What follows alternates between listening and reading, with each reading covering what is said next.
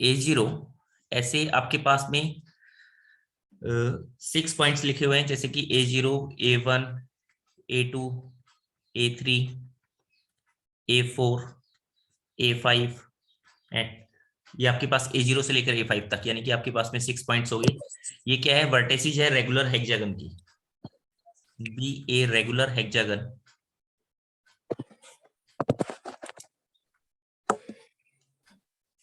inscribed in a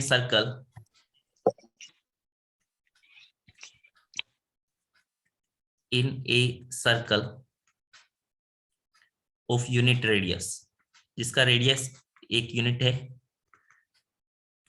then the product of length of line segment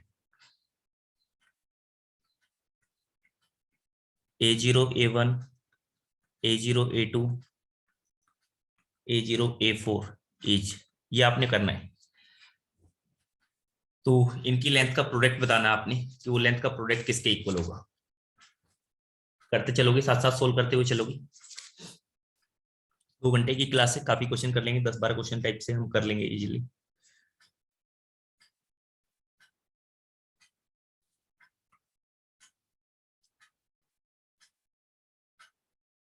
सारे question previous year में आए हुए हैं अभी, ठीक है।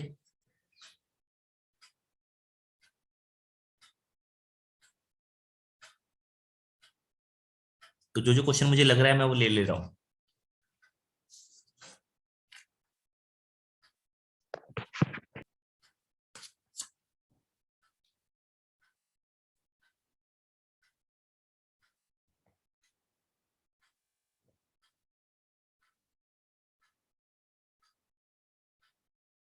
तो आप इसे किस तरह से सोल्व करोगे? देखो आपने कैसे किया सोल्व कि भाई ये रेगुलर हेक्सागन है आपके पास में। रेगुलर हेक्सागन का मतलब हो गया आपके पास में कुछ इस टाइप से हो गया।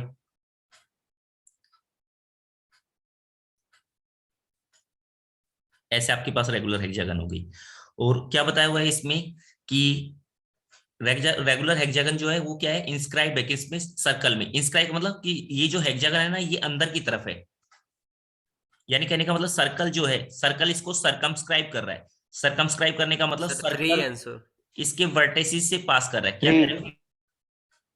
3। आंसर 3 है। ओके, आंसर जो है वो 3 है। 1 मिनट। हाँ भी 3 है। वेरी गुड, वेरी गुड बच्चे। अब आपने कहा कि ये इस सर्कल का सेंटर होगा।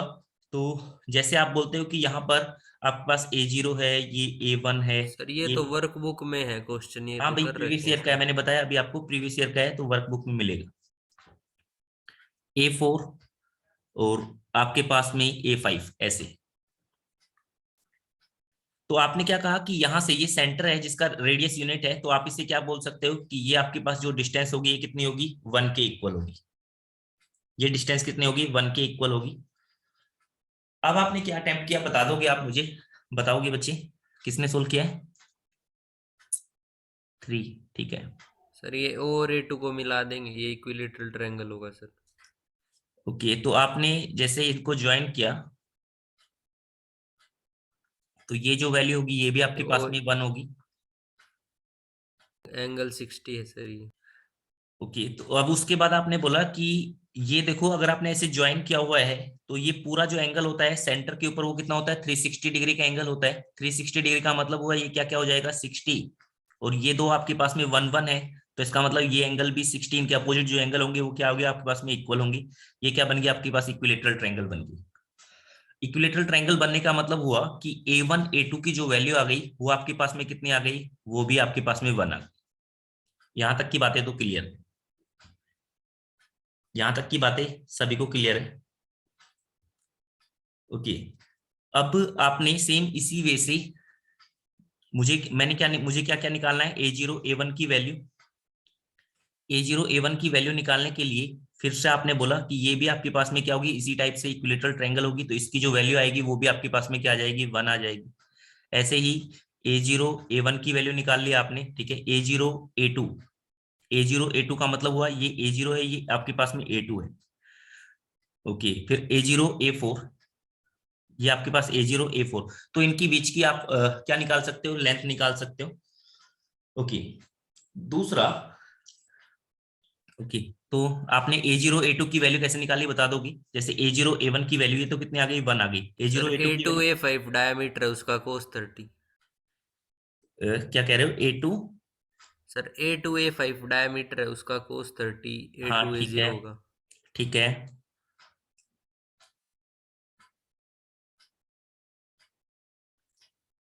ये ऐसे बोल रहे हैं कि भाई सर ये जो एंगल बनेगा ये 60 डिग्री का एंगल बनेगा, तो ऐसे अगर आप इसको ज्वाइन करोगे तो यहाँ पर जो एंगल बनेगा ये भी 60 डिग्री का एंगल बनेगा। तो इसका मतलब तो ये हो गया कि ये सेंटर से पास कर रहा है, तो A2 A5 इसका डायामीटर हो गया। A2 A5 इसका डायामीटर हो गया, यानी कि इसकी जो वैल्यू आएगी, A2 A5 की जो वैल्यू आएगी वो आपके पास में कितने आ जाएगी, 2 आ जाएगी। आप ऐसे बोल रहे हो, ओके।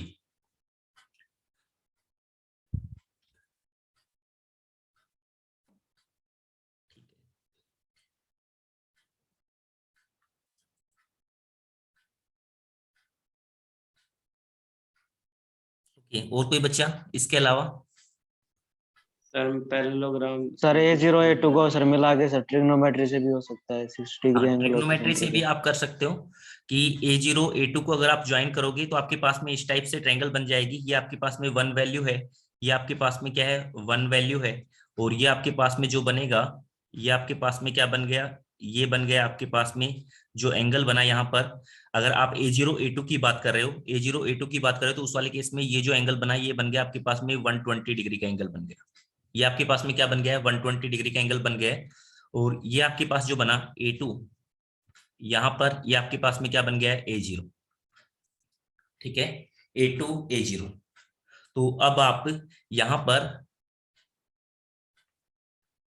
अगर आपको A0 A2 की वैल्यू फाइंड करनी हो तो आप यहां पर ट्रिग्नोमेट्री अप्लाई कर सकते हो, ट्रिग्नोमेट्री आप अप्लाई कर सकते हो यहां पर, ठीक है। और दूसरा, अगर आपको एक साइन कोसाइन का फॉर्मूला जानते हो तो कोसाइन कोसाइन फॉर्मूला, उसकी हेल्प से भी आप इसे फाइंड कर सकते हो, उसकी हेल्प से भी आप इसे फाइंड कर सकते हो। ओके, आपने किस किस तरह से किया है बता दोगे मुझे? A0 A2 की वैल्यू बताओगे बच्चे, जो आप बता रहे थे डायमीटर बन गया उसके बाद बताओगे? सर इनको मिलाएंगे पहले A0 A2 को। A0 A2 को आपने मिला दिया, हाँ ठीक है। सर एंगल 30 डिग्री होगा डायमीटर और A0 A2 के बीच में। डायमीटर और इनके बीच में जो एंगल होगा ये आपके पास में 30 डिग्री का होगा, ठीक है। तो सर डायमीटर का कोस 30 A0 A2 हो जाएगा सर। ये आपके पास बोल रहे हैं कि ये जो होगा सर, ये पूरी एक लाइन थी, ये आपके पास में 30 डिग्री का एंगल है। तो ये आपके पास में यहाँ पर बोल रहे हैं कि ये अगर पूरा जो है L है तो ये क्या बन जाएगा, L कोस 30 डिग्री। तो उसकी हेल्प से इन्होंने लेंथ फाइंड कर ली, ठीक है, वेरी गुड। सर दूसरा, आप इसमें ऐसे भी लगा सकते थे कि जैसे आपने बोला कि आपने क्या किया, देखो आपने इसे इस तरह से भी सोल्व कर सकते थे, ये सारे तरीके वैलिड है भी, आप किसी भी तरीके से सोल्व कर सकते हो, ठीक है। सर दूसरा, आप देखो सर्कल के ऊपर अगर आपने कोई पॉइंट लेना हो तो सर्कल के ऊपर आप पॉइंट किस तरह से ले सकते हो, R cos theta R sine theta की फॉर्म में आप सर्कल के ऊपर भी पॉइंट ले सकते हो। क्लियर हुई मेरी बातें? तो हम यस उस सर। वाले मेथड से कर रहे यस हैं। सर। तो आपने क्या कहा, ये आपके पास एक सर्कल है और आपने एक बार के लिए मान लिया कि ये यहां पर जो आपके पास पॉइंट है, ये आपने मान लिया कि ये आपके पास में डायमीटर यहां से आपके पास में चल रहा है कि यहाँ पर आपके पास में 6 वर्टेसिस बनाए हुए हैं आपने, 6 वर्टेसिस बनाए हुए, यानी कहने का मतलब आपने क्या बनाया हुआ है यहाँ पर जो है ये पॉलीगन बनाया हुआ है। तो अगर ये वाला एंगल को मैं 0 डिग्री मान रहा हूँ, यानी कि ये वाला जो एंगल है इसको अगर मैं 0 डिग्री मान रहा हूँ, तो ये आपके पास क्या आ जाएगा, आर कोस 30, यानी कि आर कोस 0।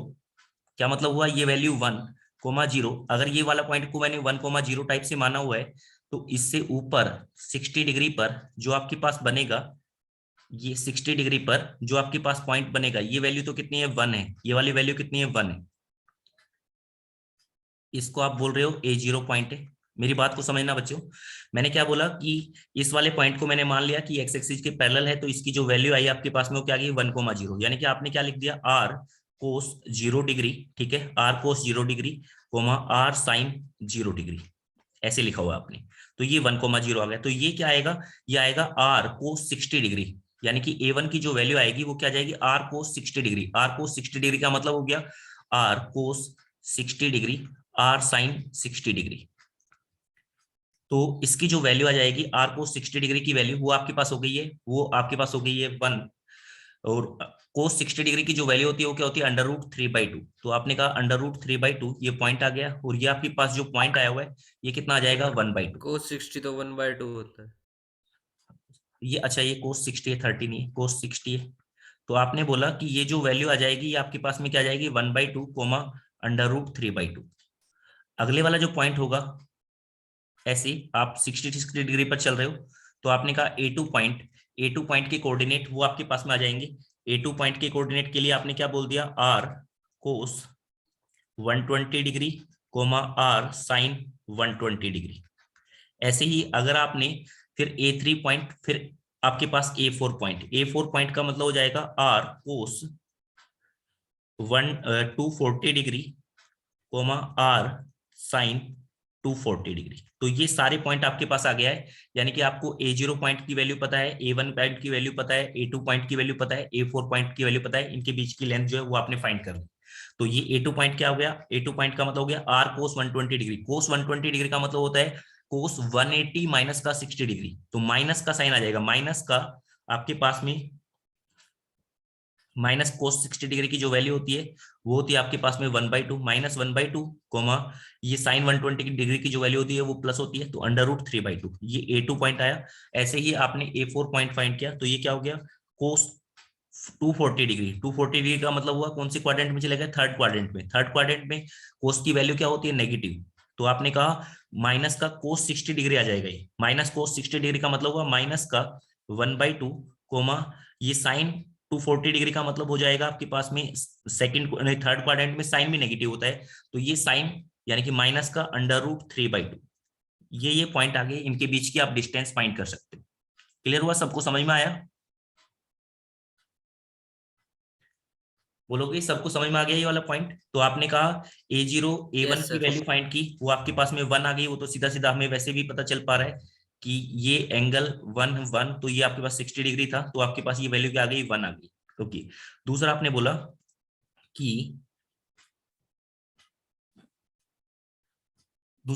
कि ऐसे बोला कि A0 A1 की वैल्यू, और दूसरा क्या करना था, A0 A2 की value. A0 A2 A0 A2 की जो वैल्यू होगी वो आपने फाइंड की, तो 1 प्लस 1/2 पूरे का स्क्वायर प्लस में 0 माइनस का √3/2 पूरे का स्क्वायर, और ये अंडर रूट लिया, तो इसकी वैल्यू आपने फाइंड की, तो 1/2। ये आपके पास में जो वैल्यू आ गई √3 3/2 और √3/2 का स्क्वायर, तो 9/4 प्लस 3/4 यानी 12/4, यानी किसका कितना आ गया, 3 के इक्वल आ गया। √3 हाँ, जो आपके पास में √3। A0 A4 की जो वैल्यू आएगी आपके पास में, ये तो वही है सर सर, ये भी √3 सेम। आएगी। हाँ ये इसकी भी बिल्कुल सेम ही वैल्यू आएगी। ये तो जैसे आपके पास में ये चल रहा है ऐसे ही यहाँ पर A4 चलेगा, तो इसकी जो वैल्यू आएगी वो भी आपके पास में क्या आएगी, √3। इन तीनों की आपने प्रोडक्ट की, तो प्रोडक्ट कितनी आ गई, वो आ गई आपके पास 1 इंटू √3 कितना आ गया, 3 आ गया। ओके। एक एक तो बच्चों आपने जैसे अभी अभी सोल्व कर लिया था सीधा। एक क्या होता है कि कोसाइन रूल भी होता है, ट्रिग्नोमेट्री पढ़ी हुई है आपने, तो उसका भी मैं एक बार आइडिया दे देता हूं आपको कि अगर आपके पास में ऐसे कोई एक ट्रायंगल है, ठीक है, ये कोई भी एक ट्रायंगल है, ये वाली साइड आपको पता है कि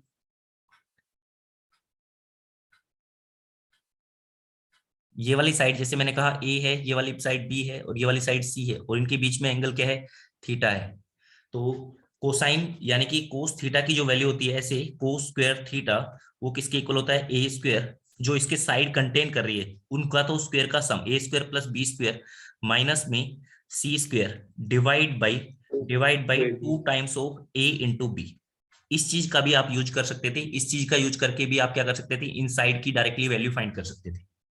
क्लियर हुआ? बोलोगे ये बात सबको क्लियर हो गई? Yes sir. Okay. Yes sir. तो इस तरह से आप कर सकते हो इन्हें।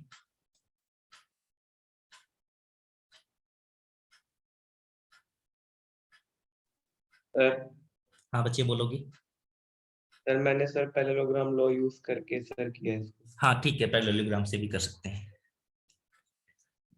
तो आपको आइडिया मिल गया होगा, ऐसे दो तीन तरह से आपको पता चल गया। एक पैरेललोग्राम का, आपने पैरेललोग्राम के लिए वेक्टर वगैरह की चीजें आपको पता है, parallelogram law of vector addition, ठीक है, तो उसकी हेल्प से। दूसरा आपके पास में ये जो है, आप सर्कल चैप्टर भी पढ़ चुके हो, तो आपको ये पता रहता है कि सर्कल के ऊपर कोई पॉइंट लेना होता है तो किस तरह से लेते हैं, उसका यूज करके। तीसरा, अगर आपको कुछ नहीं पता, साइड साइड पता था, तो उसकी हेल्प से भी आप फाइंड कर सकते थे, उसकी हेल्प से भी आप ये वैल्यू फाइंड कर सकते थे। ओके, नेक्स्ट क्वेश्चन आपने किया, अगर आपके पास में ऐसे है कि एक ट्रायंगल है पी क्यू आर, एक ट्रायंगल है पी क्यू आर। अब इसमें बताया हुआ है कि जो इसके जो वर्टिसेज है P comma Q comma R, ये क्या है, रेशनल पॉइंट्स है, आर रेशनल पॉइंट्स। तो आपने बताना है कि कौन सा जो है ये आपके पास, then which of the following points of triangle P Q R is always rational point, कि कौन कौन से रेशनल पॉइंट होंगी, रेशनल कौन कौन से पॉइंट होंगे, उसके बारे में आपने कमेंट करना है। तो मैं लिख रहा हूं, जैसे बताया मैंने सेंट्रोइड, बी बताया कि इन सेंटर, सी बताया सरकम सेंटर, डी बताया ऑर्थो सेंटर। तो इसमें से कौन कौन से जो पॉइंट होंगे वो, then which of the following is are, यानी कि मोर देन वन करेक्ट भी हो सकता है। तो आपने बताना है कि इसके कौन कौन से पॉइंट रेशनल टाइप के पॉइंट होंगे, जो श्योरली आप बोल सकते हो कि ये पॉइंट तो रेशनल होना ही होना है। Centroid sir. सेंट्रोइड क्या होता है भाई, सेंट्रोइड का मतलब होता है x1 plus x2 plus x3 divide by 3, y1 plus y2 plus y3 divide by 3, ठीक है, ऐसे होता है आपके पास में। तो ये जो है आपके पास में सेंट्रोइड की जो वैल्यू रहने वाली है, ये तो पक्का से आपके पास क्या रहने वाली है, रेशनल टाइप की रहने वाली है।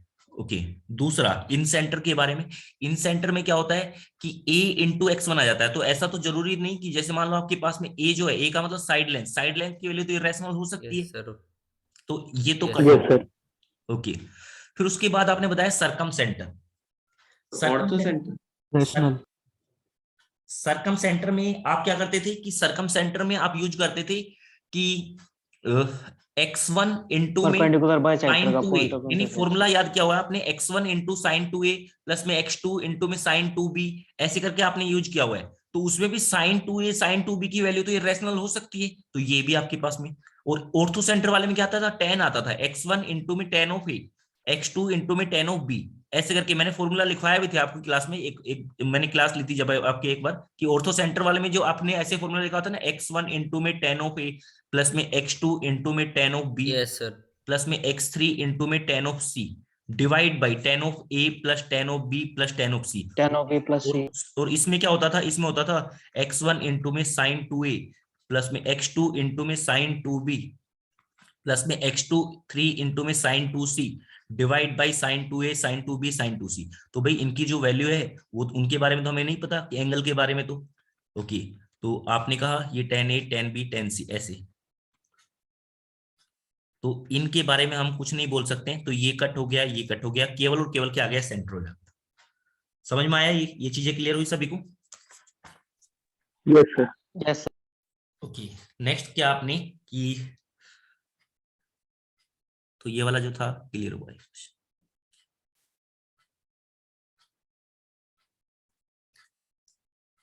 Next question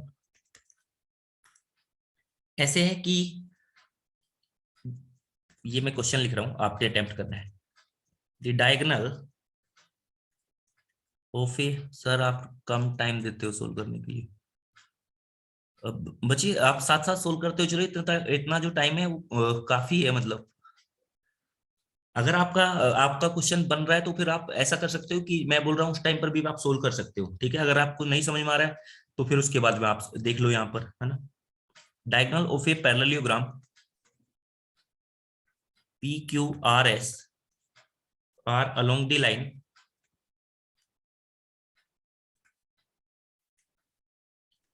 x plus 3y is equal to 4 and 6x minus का 2y इज इक्वल टू 7। तो आपने बताना है PQRS के बारे में कमेंट करना है। Then PQRS must be rectangle, square, cyclic quadrilateral, rhombus. Then PQRS must be rectangle, square, इनके बारे में कमेंट करना है। ओके, कमेंट करोगे स्टार्ट कर दोगे? मैं ऑप्शन भी लिख दे रहा हूं तब तक। Rectangle, rhombus. स्क्वायर, रोम्बस होगा sir. Cyclic quadrilateral, D rhombus. Slope का प्रोडक्ट -1 आ रहा है सर। रोम्बस। रोम्बस होगा। भाई देखो, आपने कहा कि ये क्या है। Signal perpendicular.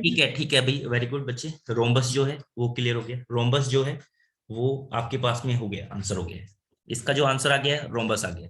कैसे आया भाई? आपने इसका स्लोप फाइंड किया। इसका जो स्लोप होगा m1 की वैल्यू क्या होता है? माइनस का coefficient of x divide by coefficient of y, तो माइनस का 1/3।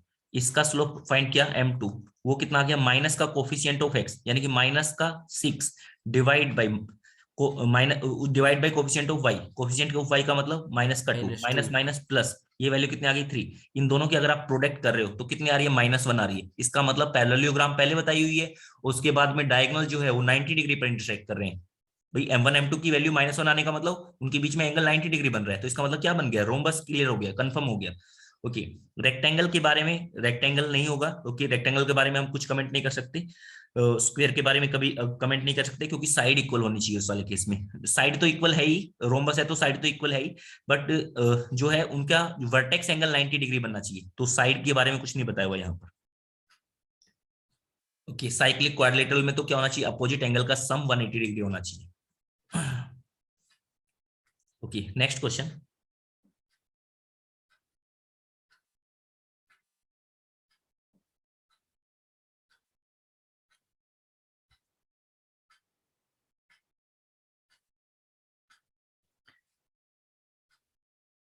ये आपके पास में,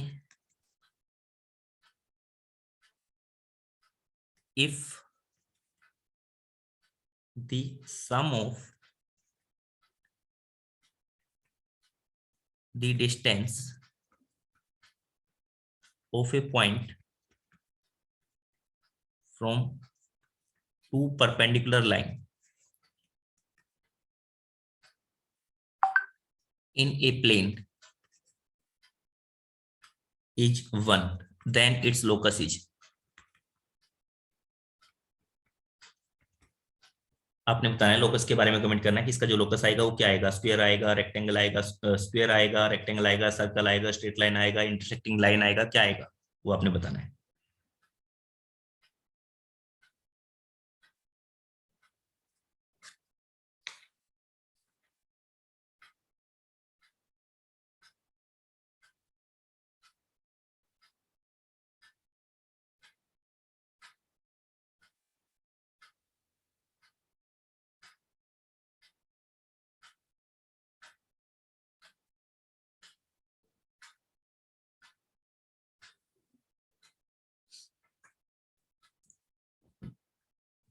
तो क्या आपने अटेम्प्ट किया इसे?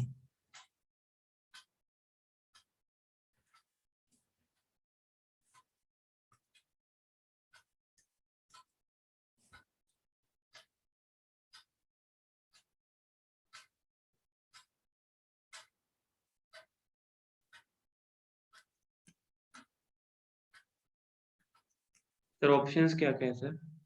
ऑप्शन है बच्चे इसके कि स्क्वायर है, सर्कल है, स्ट्रेट लाइन है, टू इंटरसेक्टिंग लाइन है।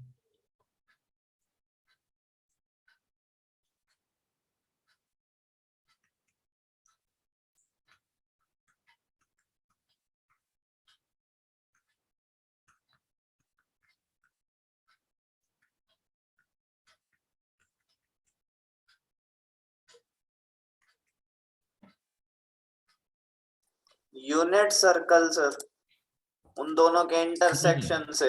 देखो ऐसे है, इसका बड़ा सिंपल सा क्वेश्चन है। देखो दो परपेंडिकुलर लाइंस है, तो दो परपेंडिकुलर लाइन मान ली मैंने, क्या मान ली? एक प्लेन में माननी है, तो मैंने एक को एक्स एक्सिस मान लिया, एक को वाई एक्सिस मान लिया। अब कह रहा है sum of perpendicular distance of a point from two perpendicular lines, यानी कि आपके पास में ऐसी कोई एक पॉइंट है जिसकी इन दो परपेंडिकुलर लाइन से डिस्टेंस ये वाली डिस्टेंस, इस पॉइंट को जिसको मैंने माना है, इसको मैंने मान लिया जिसका लोकस फाइंड करना है, उसको मैंने मान लिया कि वो क्या है, पी पॉइंट है जिसका मुझे लोकस फाइंड करना है। ओके, एच कोमा की। तो इसकी इन दो परपेंडिकुलर लाइन से जो डिस्टेंस है वो आपके पास में क्या आ रही है, उसका सम कितना आ रहा है, 1 के इक्वल आ रहा है। तो इसका मतलब हुआ ये जो डिस्टेंस होगी ये तो क्या आ गई, मोड ऑफ एच आ गई, ये क्या आ गई है, मोड ऑफ के आ गई। ठीक है, तो आपने कहा mode of H plus mode of के, पॉइंट पी तो कहीं पर भी हो सकता है, पॉइंट पी तो ऐसे यहां पर भी मूव कर सकता है, सिमेट्रिकली आप ऐसे भी मूव करा सकते हो, ऐसे भी मूव करा सकते हो। स्क्वायर आएगा सर। ठीक है, तो इसका मतलब mode of H plus mode of के इक्वल टू 1 के इक्वल आ रहा है, ऐसे आ रहा है, mode of H plus mode of के इक्वल टू 1 के इक्वल आ रहा है। तो mode of H plus mode of के 1 के इक्वल आने का मतलब जब आपने इसे सोल्व किया तो यहां से जो ग्राफ बनता है, यानी कि ये बन गया mode of x, sir modulus खोल के देख सकते हैं सर इसको कि मोड ऑफ वाई किधर इक्वल टू 1 बन गया। क्या कह रहे हो बच्चे? सर एक बार मॉड्यूलस दोनों के लिए खोल के देख लेंगे तो हाँ, तो देखो क्या करना होता है इसको इसके लिए प्लॉट कि कर लेंगे। आपने क्या किया, एक बार आपने एक्स के लिए किया, यानी कि आपने एक बार एक्स भी पॉजिटिव ले लिया, वाई भी पॉजिटिव ले लिया। ओके, एक्स पॉजिटिव लिया, वाई पॉजिटिव लिया, तो ग्राफ कैसे बनेगा, ये ग्राफ बन जाएगा आपके पास में। ओके, ये आपके पास में हो गया 1,0, ये आपके पास हो गया है 0,1। एक्स की स्क्वायर आ वैल्यू, गया। सॉरी, एक्स की वैल्यू 1, वाई की वैल्यू 0, और यहाँ पर एक्स की वैल्यू 0, वाई की वैल्यू 1। अब आपने क्या किया, दूसरी बार आपने x को रिप्लेस कर दिया माइनस एक्स से, तो सिमेट्रिकली रहेगा, x को अगर मैं माइनस एक्स से रिप्लेस करता हूं तो आप रिफ्लेक्शन ले लो उसका किसमें, वाई एक्सिस में, तो ये ग्राफ बनेगा। ये वाला जो पॉइंट आ जाएगा आपके पास में आ जाएगा -1,0। फिर एक बार आपने क्या किया, y को रिप्लेस कर दिया माइनस वाई से, तो जैसा ग्राफ ऊपर बन रहा है वैसा ही ग्राफ क्या बन जाएगा, नीचे बन जाएगा ऐसे। ये क्या चल जाएगा, -1,0। तो ये जो ग्राफ बना ना, ये जो ग्राफ बना, ये आपके पास देखो, ये वाली लेंथ, ये वाली लेंथ, ये वाली लेंथ और ये वाली लेंथ, ये सारी की सारी क्या है, इक्वल होगी, क्योंकि ये जो वैल्यू है ये भी √2, ये वैल्यू भी √2, ये वाली वैल्यू भी √2 और ये वाली वैल्यू भी √2, इनके बीच में यहाँ पर एंगल 90 डिग्री है। तो इसका मतलब यहाँ तक अभी तक तो ये क्लियर हो गया कि ये जो है रोम्बस तो बन चुका है। अब मुझे ये पता होता है कि ये जो लाइन है, ये लाइन कितना डिग्री का एंगल बनाती है, 45 डिग्री का एंगल। ये जो एंगल बनेगा ये भी क्या बनेगा, 45 डिग्री का एंगल बनेगा, क्योंकि दोनों की लेंथ क्या क्या है, ये वाली जो लेंथ है ये भी 1 और ये वाली जो लेंथ है ये भी 1, तो इसका मतलब 45 डिग्री का एंगल बनेगा। तो इसका मतलब तो ये क्या बन गया, स्क्वायर बन गया। इसका मतलब क्या बन गया, ये क्या रिप्रेजेंट कर रहा है, स्क्वायर को रिप्रेजेंट कर रहा है। क्लियर हुआ? ये लोकस आया, इसका लोकस क्या आया कि mode of H plus mode of के की वैल्यू क्या होनी चाहिए, 1 के इक्वल होनी चाहिए थी। फिर आपने उसका ग्राफ बनाया, लोकस का ग्राफ बनाया, तो देखा कि वो तो क्या बन रहा है, स्क्वायर बन रहा है। यानी कि पॉइंट पी कहां कहां पर मूव कर सकता है, ऐसे पॉइंट पी कहीं पर भी मूव कर सकता है। क्लियर हुआ? समझ में आया ये बात या नहीं आई है? Yes sir. Okay, next question किया आपने कि आपके पास ऐसे एक फंक्शन गिवन है, ये cos of x plus 2 minus में cos स्क्वायर x प्लस 1। तो इसका जो ग्राफ बनेगा वो क्या बनेगा, straight line parallel to X axis. ये तो ऑब्वियसली है कि इसका जो ग्राफ बनेगा स्ट्रेट लाइन ही बनेगा। क्यों बनेगा वो आपने बताना है कि क्योंकि स्ट्रेट लाइन कर रहे हैं तो बहुत सारे क्वेश्चनों में अगर आप ऐसे बोल भी दोगे स्ट्रेट लाइन बन रहा है तो वो बनेगा ही, क्योंकि हम जो क्वेश्चन ले रहे हैं वो स्ट्रेट लाइन के ही ले रहे हैं। चलिए सिंपलीफाई हो जाएगा एक्सप्रेशन, हाँ, कांस्टेंट है। तो इसको हम क्या कर सकते हैं, सिंप्लीफाई कर सकते हैं। कैसे सिंप्लीफाई कर सकते हैं, ऐसे किया आपने कि ये लिखा हुआ है कोस, ये x प्लस 2 लिखा हुआ है, यहाँ पर x प्लस 1 लिखा हुआ है, तो मैंने क्या लिख दिया, इसे x प्लस 1 माइनस का 1 लिख दिया। और ये क्या लिखा हुआ है, कोस x प्लस 1 प्लस 1, तो ये तो ऐसे लिखा हुआ है cos a plus b and a minus b, ऐसे करके लिखा हुआ है। और माइनस में कोस स्क्वायर x प्लस 1। तो बच्चे क्या होता है, फॉर्मूला क्या होता है, cos a plus B into में cos a minus B. Cos square A minus sine square B. हाँ, साइन के केस में तो साइन साइन रहता है, कोस के केस में क्या चलता है, कोस और साइन की फॉर्म में चलता है। तो ये जो वैल्यू बनेगी वो बनेगी कोस स्क्वायर a माइनस का साइन स्क्वायर b, ये फॉर्मूला होता है। ये आपने अप्लाई कर दिया तो ये क्या बन जाएगा, cos square x plus 1 minus में sine square 1 degree 1, okay, minus में कोस स्क्वायर x प्लस 1।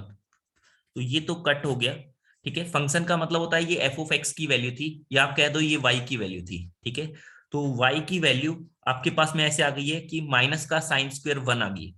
कहने का मतलब यहाँ पर तो एक्स की टर्म ही नहीं आई। इसका मतलब देखो जो लाइन होती है ना, आपके पास में वाई की वैल्यू सेम रहेगी, ऐसी लाइन बनेगी जिसमें वाई की वैल्यू सेम रहेगी। तो भाई वाई की वैल्यू सेम रहने का मतलब हुआ कि वो जो लाइन होगी वो क्या होगी, parallel to X axis. Parallel to X axis होगी। ये आपके पास एक्स एक्सिस हो गया। और ये कहां से पास करेगी, ये जो है एक पॉइंट क्या होगा, एक्स की वैल्यू यहाँ पर 0 होगी और वाई की वैल्यू क्या होगी, माइनस का साइन स्क्वायर 1 होगी। एक लाइन, तो इसका जो ग्राफ आएगा उसमें पूछा हुआ था कि इसका ग्राफ क्या आएगा, straight line passing through 0 comma minus का साइन स्क्वायर 1, ठीक है। ये आपके पास में क्लियर हो गया। और फिर ऐसे ही पूछा होता कि कोई straight line passing through 0 comma minus sine square 1 with slope 2, नहीं स्लोप तो कितना है इसका, स्लोप तो 0 है, एक्स एक्सिस के पैरेलल है, तो क्या है, पैरेलल टू एक्स एक्सिस हो जाएगा। ये ऑप्शन करेक्ट हो जाएगा इसका।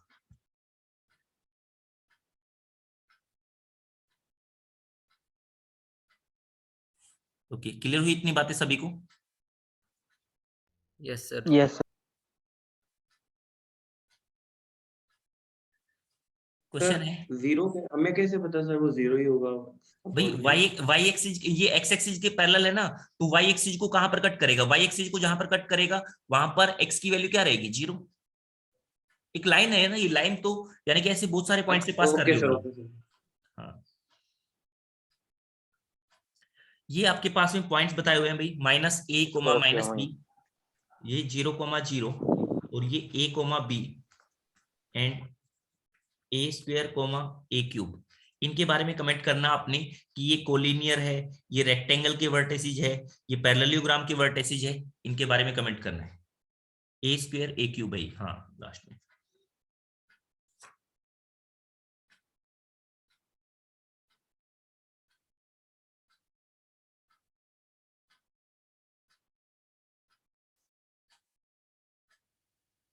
जैसे मैं इनका नाम दे देता हूं, ए बी सी डी, ये 4 पॉइंट है। इनके बारे में कमेंट करना है कि ये कोलिनियर होंगे, ये रेक्टेंगल के वर्टेसिज होंगे, ठीक है। ऐसे करके आपने कमेंट करना है, रेक्टेंगल के वर्टेसिज होंगे, कोलिनियर होंगे, पैरेललोग्राम के वर्टेसिज होंगे, ऐसे।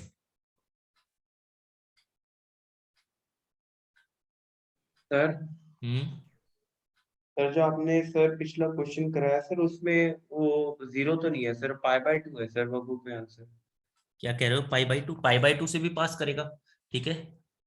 ये जो है भाई, ये है ना, सभी से पास करेगा। जैसे जो बुक में मैंने लिया हुआ है उसमें तो ऑप्शन जो मैच कर रहा है वो 0 कोमा माइनस का साइन स्क्वायर 1 है। अगर देखो यहाँ पर जाओगे तो माइनस का 1 कोमा साइंस माइनस का साइन स्क्वायर 1 होगा। बस क्या होगा कि y की वैल्यू जो रहेगी माइनस का साइन स्क्वायर 1 रहेगी, ठीक है। x की वैल्यू सर चेंज इसके होती उत्तर रहेगी। क्या है? हाँ, तो ये अगर कहीं पर ये लिखा हुआ है कि π/2 कोमा माइनस का साइन स्क्वायर, हाँ तो उससे भी पास करेगा। π/2 कोमा माइनस का साइन स्क्वायर 1 सभी से पास करेगा ये तो। सर इसके ऑप्शन क्या है? किसके? इस ये जो लिखा है आपने क्वेश्चन। इसके बच्चे इसके है कि ये चारों कोलिनियर पॉइंट है, ये वर्टेसिज ऑफ रेक्टेंगल है, वर्टेसिज ऑफ पैरेललोग्राम है। Sir collinear. तो आपने देखा भाई, सबसे पहले तो आपने देखा कि ये जो b है, b क्या आ गया, ठीक है, वेरी गुड बच्चे। आपने बोला b किस तरह से आ रहा है, ये तो a plus C divide by 2 आ रहा है। b की जो वैल्यू आ रही है a plus C divide by 2 आ रही है। इसका मतलब हुआ ये तीनों पॉइंट, तो ये जो है a, ये आपके पास में b, सर ग्राफ पे प्लॉट करें उससे भी ये सी साफ दिख आपके रहा है। पास आ रहा है, ऐसे तो आ गया। अब डी पॉइंट को आपने चेक करना है कि ये कोलिनियर है या नहीं है। तो आप ऐसे चेक कर सकते हो कि अगर डी पॉइंट इसी लाइन के ऊपर लाई कर रहा होगा तो इसका मतलब इनका जो स्लोप है वो सेम होना चाहिए, इनका जो स्लोप है वो सेम होना चाहिए। क्लियर? तो आपने इसका स्लोप जो है आपने कहा कि जैसे मैं कहता हूं कि ये है A B C, equation of A B C, equation of A C line की इक्वेशन, वो आपके पास में क्या हो जाएगी। तो इसका स्लोप कितना हो गया, स्लोप ऑफ ए बी वो हो गया आपके पास में y2 माइनस y1, तो b डिवाइड बाई a है ना। Slope equation of A C वो आपके पास क्या होगी, y equal to b divide by a, और 0 से पास कर रहा था b बाई ax। ये आपके पास में इक्वेशन ऑफ ए सी आ गई। कैसे फाइंड किया, समझ में आ गया? सर डी पॉइंट क्या है सर? Yes sir. अब आपने कहा कि अगर पॉइंट डी इस लाइन को सेटिस्फाई कर रहा होगा तो चारों के चारों कोलिनियर हो जाएंगी। तो आपने कहा पॉइंट डी चेक कर रहे हो, पॉइंट डी आप इसमें पुट करके देख रहे हो, put point D. Point D को आपने पुट किया तो y की जगह पर तो आपने पुट कर दिया a क्यूब, और b बाई ए इंटू में x की जगह पर पुट किया, ये आपके पास में x की जगह पर आपने पुट किया a स्क्वायर। फोर्थ पॉइंट जो है, एक मिनट भाई, जो पॉइंट है ना फोर्थ पॉइंट, वो हमने थोड़ा सा गलत ले लिया है। पॉइंट जो है फोर्थ पॉइंट, तो क्या लिखा हुआ है, एक मिनट के लिए रुकोगे। ए क्यूब नहीं, ये आपके पास में है ए स्क्वायर एंड ए बी, ये ए बी है भाई, सॉरी ए बी है। y की वैल्यू वो आपने क्या पुट कर दी, ए बी, और यहाँ पर x की जो वैल्यू थी वो आपने पुट की ए स्क्वायर, तो ये कट हो गया। तो इसका मतलब हुआ A B is equal to A B आ गया, तो इसे सेटिस्फाई कर रहा है, सेटिस्फाई कर रहा है, तो इसका मतलब हो गया चारों के चारों क्या हो गया, कोलिनियर पॉइंट हो गया है। This implies collinear point.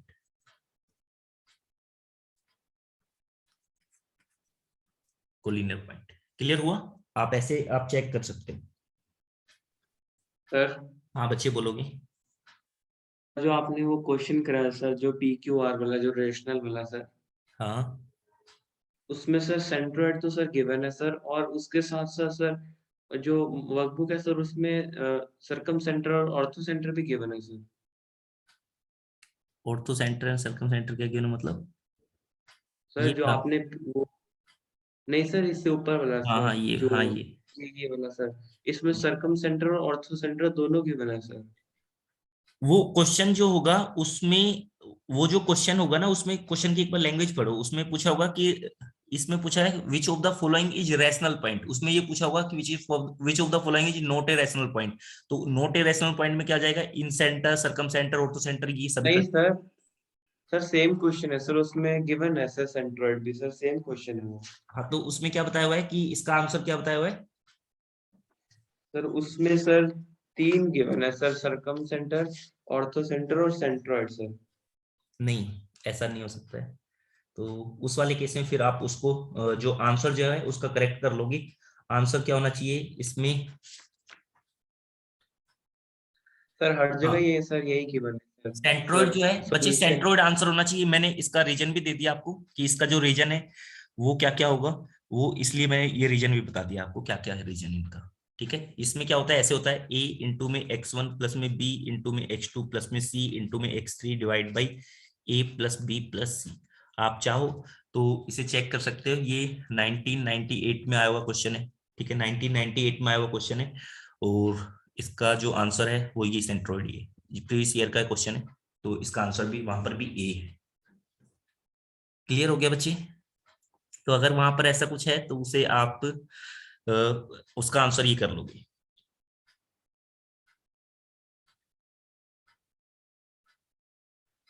Workbook में क्वेश्चन नंबर कौन, वर्कबुक में, वर्कबुक सर थर्ड ही क्वेश्चन है सर, एडवांस आर्काइव का सर, सॉल्यूशन बुकलेट में भी सर गिवन है सर ये। सॉल्यूशन बुकलेट में क्या दे दिया? यही गिवन है सर तीनों पॉइंट, बट वो क्या कहते हैं सर, उसका रीजन तो सर गिवन नहीं है, बट आंसर गिवन है सर। सॉल्यूशन में भी गिवन है कि सर अगर तीनों पॉइंट रैशनल है तो ये दोनों भी रैशनल होंगे सर, गिवन है उसमें। नहीं, सेंट्रोइड सेंट्रोइड होता है, बाकी कुछ नहीं होगी।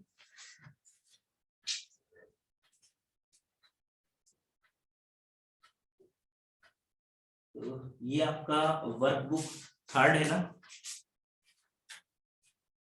Yes sir, workbook sir advance archive ये फर्स्ट ही है सर, उसका थर्ड क्वेश्चन। कौन से में, एडवांस आर्काइव में? यस सर, फर्स्ट में ये सर, थर्ड ही क्वेश्चन है सर। ओके, फर्स्ट में थर्ड है।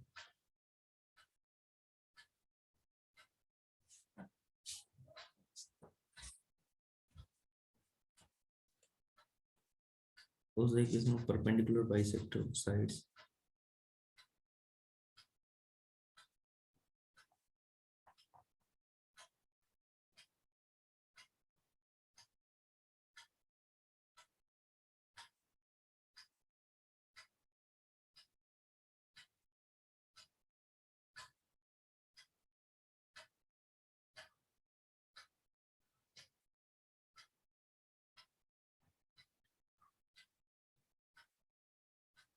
ओके, तो इसका जो है भाई आंसर जो है वहां पर तो ACD दिया हुआ है, आंसर जो है वो ACD दिया हुआ है, बट इसका रीजन मैंने आपको ये बताया। एक बार हम वेरीफाई भी कर लेंगे इस चीज को, क्योंकि हमारे पास जो आंसर है उसमें यही आंसर है, सेंट्रोइड ही आंसर है, और मेरे हिसाब से तो यही होना चाहिए।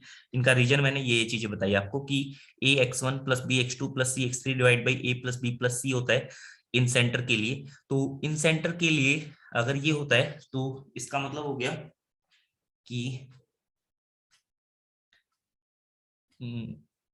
ये जो इन सेंटर के लिए हो गया, तो इस वाले केस में आप ये बोलोगे कि जो A की वैल्यू है, ऐसा तो हो ही सकता है ना भाई, ये जो वैल्यू है आपके पास में कि A की वैल्यू आपके पास में इस तरह से एडजस्ट हो जाए। हाँ ठीक है, सेंट्रोइड आंसर है बच्चे, ठीक है, और फिर भी हम वेरीफाई कर लेंगे। ठीक है, क्लियर है? Okay sir. हाँ, इस चीज को हम वेरीफाई भी कर लेंगे।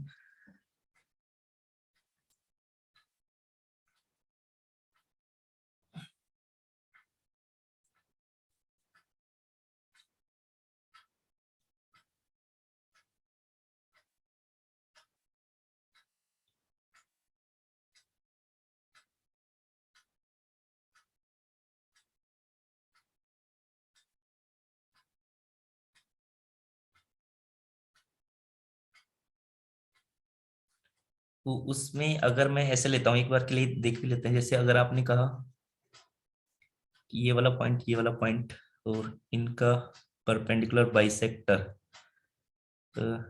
जहां पर परपेंडिकुलर बाइसेक्टर, तो इस परपेंडिकुलर बाइसेक्टर से भी इक्वेशन आ गई, चलो ठीक है, बट परपेंडिकुलर बाइसेक्टर ऐसा जरूरी नहीं ना कि उनका इंटरसेक्शन पॉइंट जो हो,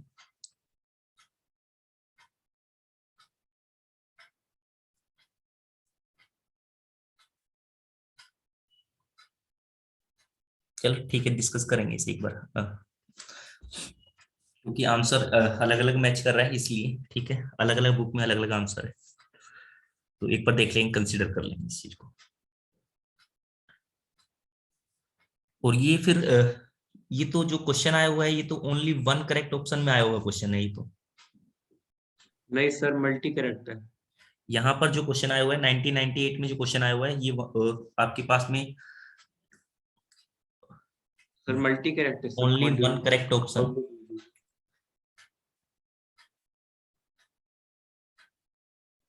एक मिनट, मैं क्वेश्चन का जो है नंबरिंग लिख लेता हूँ, कौन सा है, एक बार जो था आपने क्या बताया था, एक बार दोबारा बताओ कौन सा क्वेश्चन था। एडवांस आर्काइव फर्स्ट का थर्ड क्वेश्चन। ठीक है, ओके, तो अभी तक के लिए तो आप इसे मान के चलोगे, ठीक है। इस चीज को अगर कहीं पर भी कुछ गलती होगी या फिर मैं इनकरेक्ट होऊंगा, तो उस वाले केस में मैं आपको अपडेट कर दूंगा। क्लियर? इसका ओके रीजन सर। क्या है, वो रीजन ये वाली चीज है, रीजन मैंने बताया आपको, ये वाला रीजन है। सर या कोई नॉन वैल्यूज लेके नहीं नहीं, करके नॉन वैल्यू देखें। लेने का मतलब एक पर्टिकुलर केस के लिए बात कर रहे हैं हम, तो वही कोई एग्जांपल देंगे, कोई काउंटर एग्जांपल लेकर तब आऊंगा मैं, ठीक है, जब आपके पास आऊंगा तो कोई काउंटर एग्जांपल लेकर तब आपके पास, अभी टाइम नहीं लगाते हैं इस चीज पर। ओके, तो अभी तक ये जो चीजें बताई, ओके, एक क्वेश्चन और लिखा आपने, ऐसे आपके पास में एक पॉइंट है 4,1, ये कह रहा है अंडर गोज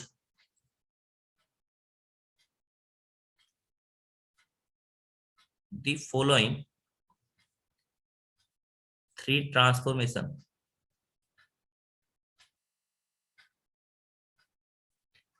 वर्कबुक का ही क्वेश्चन है, reflection about the line y equal to x।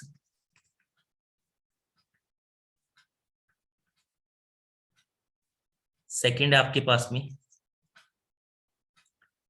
Transformation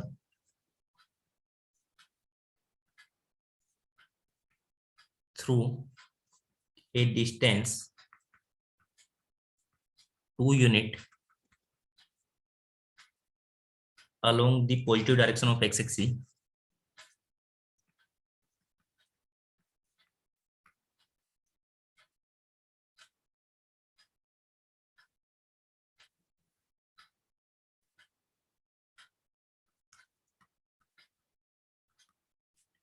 third आपके पास में रोटेशन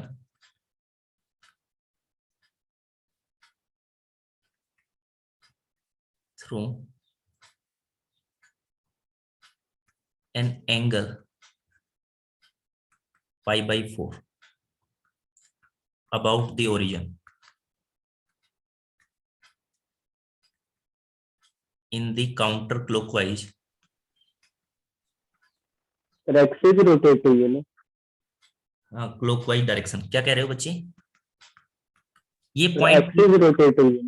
नहीं, पॉइंट पी जो है ना, इसको इसको इस ये इतनी ट्रांसफॉर्मेशन गया है। ये पॉइंट पी है 4,1, ये गया है ट्रांसफॉर्मेशन कौन सी में? एक बार तो रिफ्लेक्शन हुआ इसका about the line y = x। Axis को ट्रांसफॉर्म नहीं किया अभी कुछ भी, उस पॉइंट को ही रोटेट कर रहे हैं। पॉइंट को ही जो कुछ कर रहे हैं पॉइंट के साथ ही कर रहे हैं, एक्सिस फिक्स है।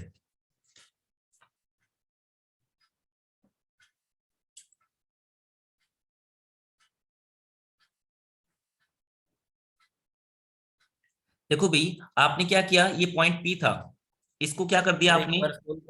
Undergoes the following 3 transformation reflection about the line y = x। देखो, अगर कोई पॉइंट y = x के अबाउट में रिफ्लेक्शन होगा तो उसमें क्या होगा? x कोऑर्डिनेट और y कोऑर्डिनेट की वैल्यू आपस में चेंज हो जाएगी। उस वाले केस में आपके पास में क्या बन जाएगा? x कोऑर्डिनेट की वैल्यू और y कोऑर्डिनेट की वैल्यू आपके पास में चेंज हो जाएगी। y = x लाइन के अबाउट में ट्रांसफॉर्मेशन गया है, तो इसका मतलब ये पॉइंट क्या बन जाएगा? 1,4 बन गया। यहाँ पर फर्स्ट वाले केस में क्या बन गया? ये 1,4। उसके बाद क्या हुआ? आपने ट्रांसफॉर्म कर दिया उसको through a distance 2 unit along the positive direction of x axis. तो आपने क्या किया? उसको ट्रांसफॉर्म यानी कि पॉजिटिव डायरेक्शन में आपने उसे रोटेट मतलब शिफ्ट कर दिया। ठीक है, पैरेलल टू एक्स एक्सिस आपने उसे शिफ्ट कर दिया। तो क्या हो जाएगा? ये 1 था, 1 की जगह क्या हो जाएगा? 3, y की वैल्यू सेम ही रहेगी 3,4। फिर उसके बाद आपने वो जो पॉइंट था उसको रोटेट कर दिया through an angle π/4 about the origin. जैसे आपने कहा, ये आपके पास पॉइंट आ गया है 3,4,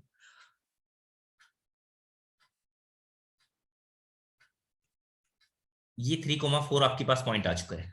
अब इसको आपने क्या किया? रोटेट कर दिया through an angle π/4 about the origin, origin से in the counter clockwise direction. Counter clockwise का मतलब हुआ एंटी क्लॉकवाइज।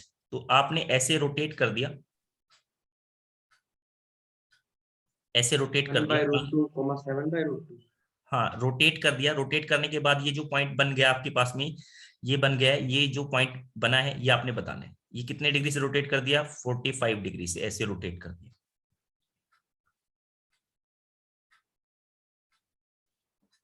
तो भाई एक तो आपने क्या कर लिया बच्चे, ये जो वैल्यू थी यानी कि ये जो स्लोप की वैल्यू थी आपने फाइंड की। तो ये जो आपके पास एंगल आएगा, ये वाला जो एंगल आएगा, ये एंगल कितना आ जाएगा? आप ऐसे कह रहे हो कि उस वाले केस में तो जो आपके पास एंगल आएगा y2 - y1 / x2 - x1, तो उस वाले केस में तो आपके पास में क्या हो गया? ये आपके पास एंगल आएगा, उससे कोई फर्क नहीं पड़ रहा है। अब इसको 45 डिग्री से रोटेट करना है। 45 डिग्री से रोटेट करने का मतलब कैसे रोटेट करेंगे? बता दोगे?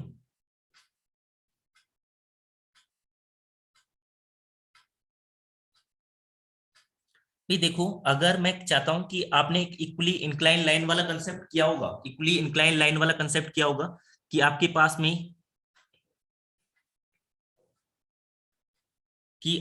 में क्या होना चाहिए कि ये जो 37 डिग्री बनाएगा सर।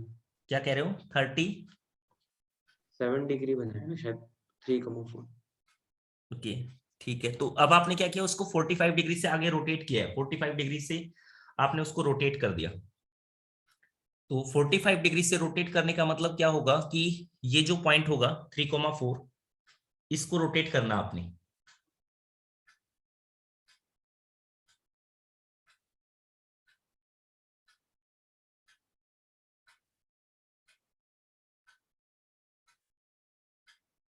तो इसके बीच की जो डिस्टेंस है, इसके बीच की जो डिस्टेंस है वो तो क्या रहेगी? सेम ही रहेगी। ये जो डिस्टेंस है यानी ये डिस्टेंस कितनी है आपके पास में? 3, 4। तो ये जो आपके पास में 5, ऐसे 3, 4, 5, ये जो डिस्टेंस है, ये डिस्टेंस की वैल्यू तो क्या रहने वाली है? सेम ही रहने वाली है।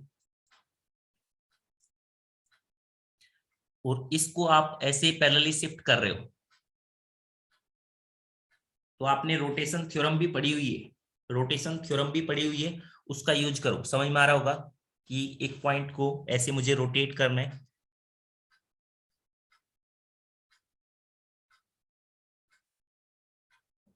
तो रोटेशन थ्योरम क्या बोलती थी कि इनिशियल से आप फाइनल की तरफ जाते हो। क्या बोलती थी रोटेशन थ्योरम कि अगर मैं जैसे बोल रहा हूं कि ये पॉइंट था ओ, ये पॉइंट है ए और ये पॉइंट है बी, अगर आप इनिशियल से यहां पर इनिशियल है से अगर आप फाइनल की तरफ जा रहे हो ओ बी, ये फाइनल है, तो ये जो वैल्यू होती थी ये किसके इक्वल होती थी, इनका मोड। इनका मोड का मतलब O B divide by O A into में included angle e raise to की पावर यहां पर आयोटा थीटा, थीटा का मतलब इंक्लूडेड एंगल, इंक्लूडेड एंगल का मतलब पाई बाई 4।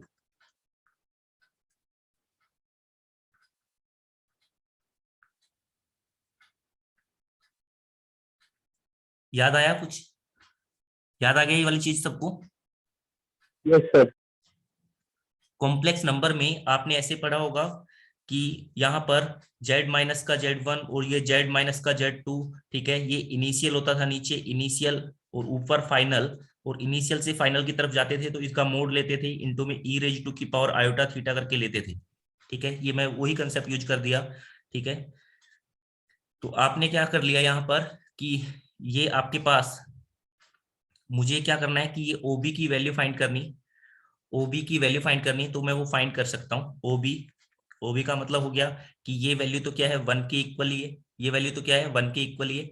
ओ ए की वैल्यू कितनी है 5 है, 5 इंटू में ई रेज टू की पावर आयोटा, और यहाँ पर थीटा, थीटा का मतलब कितना हो गया पाई बाई 4। तो ये आपके पास में हो गया 5 इंटू में ये क्या होता है cos theta, cos pi by 4 plus में iota sine pi by 4।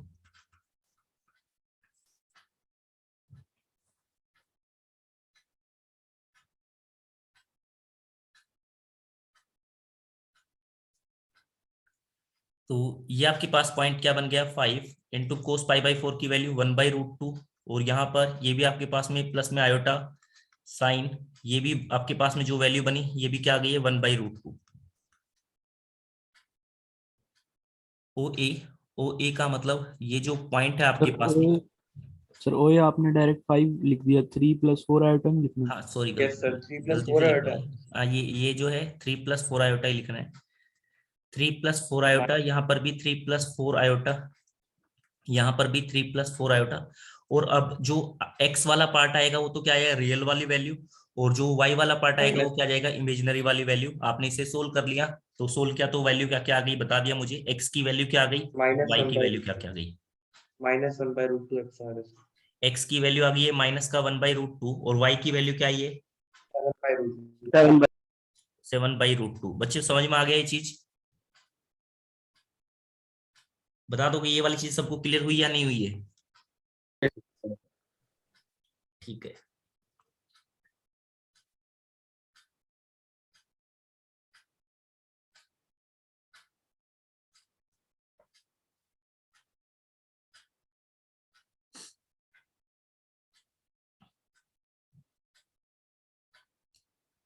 Next question.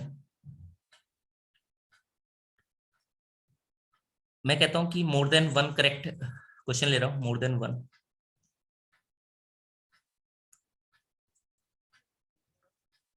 Correct, आपने बताना है कि ऐसे बताया हुआ है क्वेश्चन है कि ए की वैल्यू है ग्रेटर देन बी से, बी की वैल्यू है ग्रेटर देन सी से, और इसकी वैल्यू ग्रेटर देन 0 से।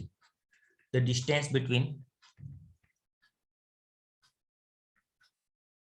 1,1 and the point of intersection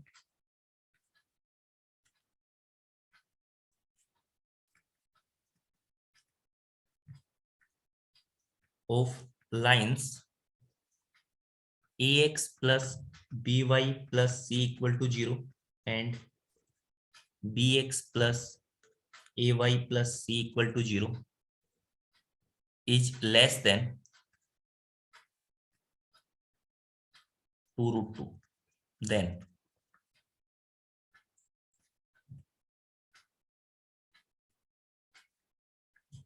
okay करना स्टार्ट कर दोगे?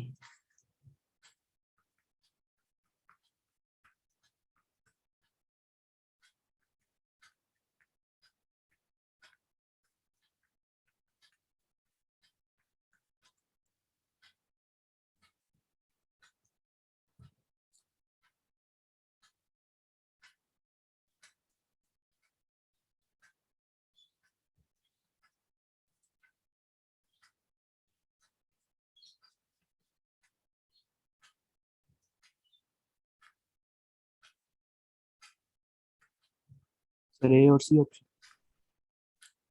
एक मिनट,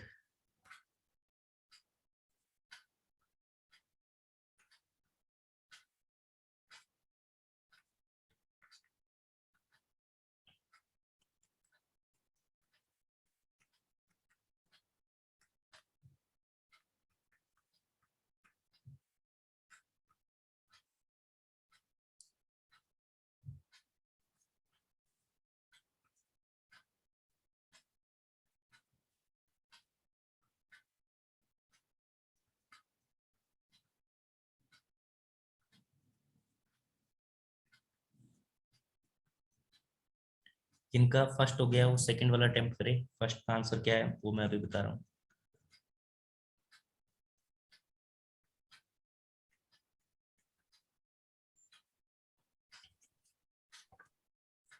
सर ए आ रहा है।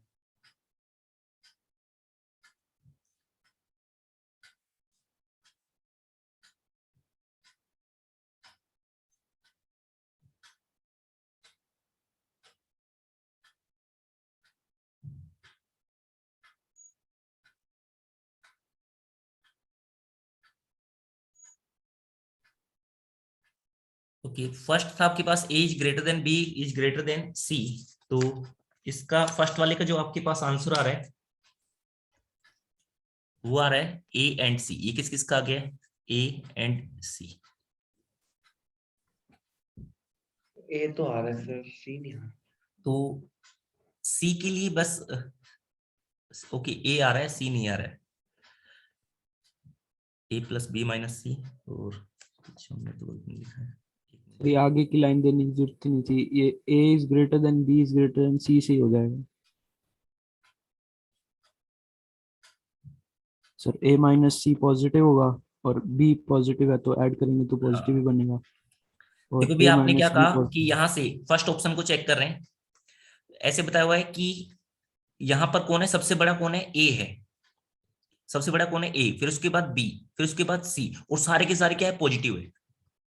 तो इसका मतलब बी माइनस सी को चेक किया मैंने, तो बी तो क्या है? ग्रेटर है ना किससे? सी से। तो इसका मतलब भाई ये भी पॉजिटिव है, और ये जो बी ग्रेटर है सी से, तो इसका मतलब ये वाला पार्ट भी पॉजिटिव है। तो इसका मतलब फर्स्ट ऑप्शन तो करेक्ट हो गया।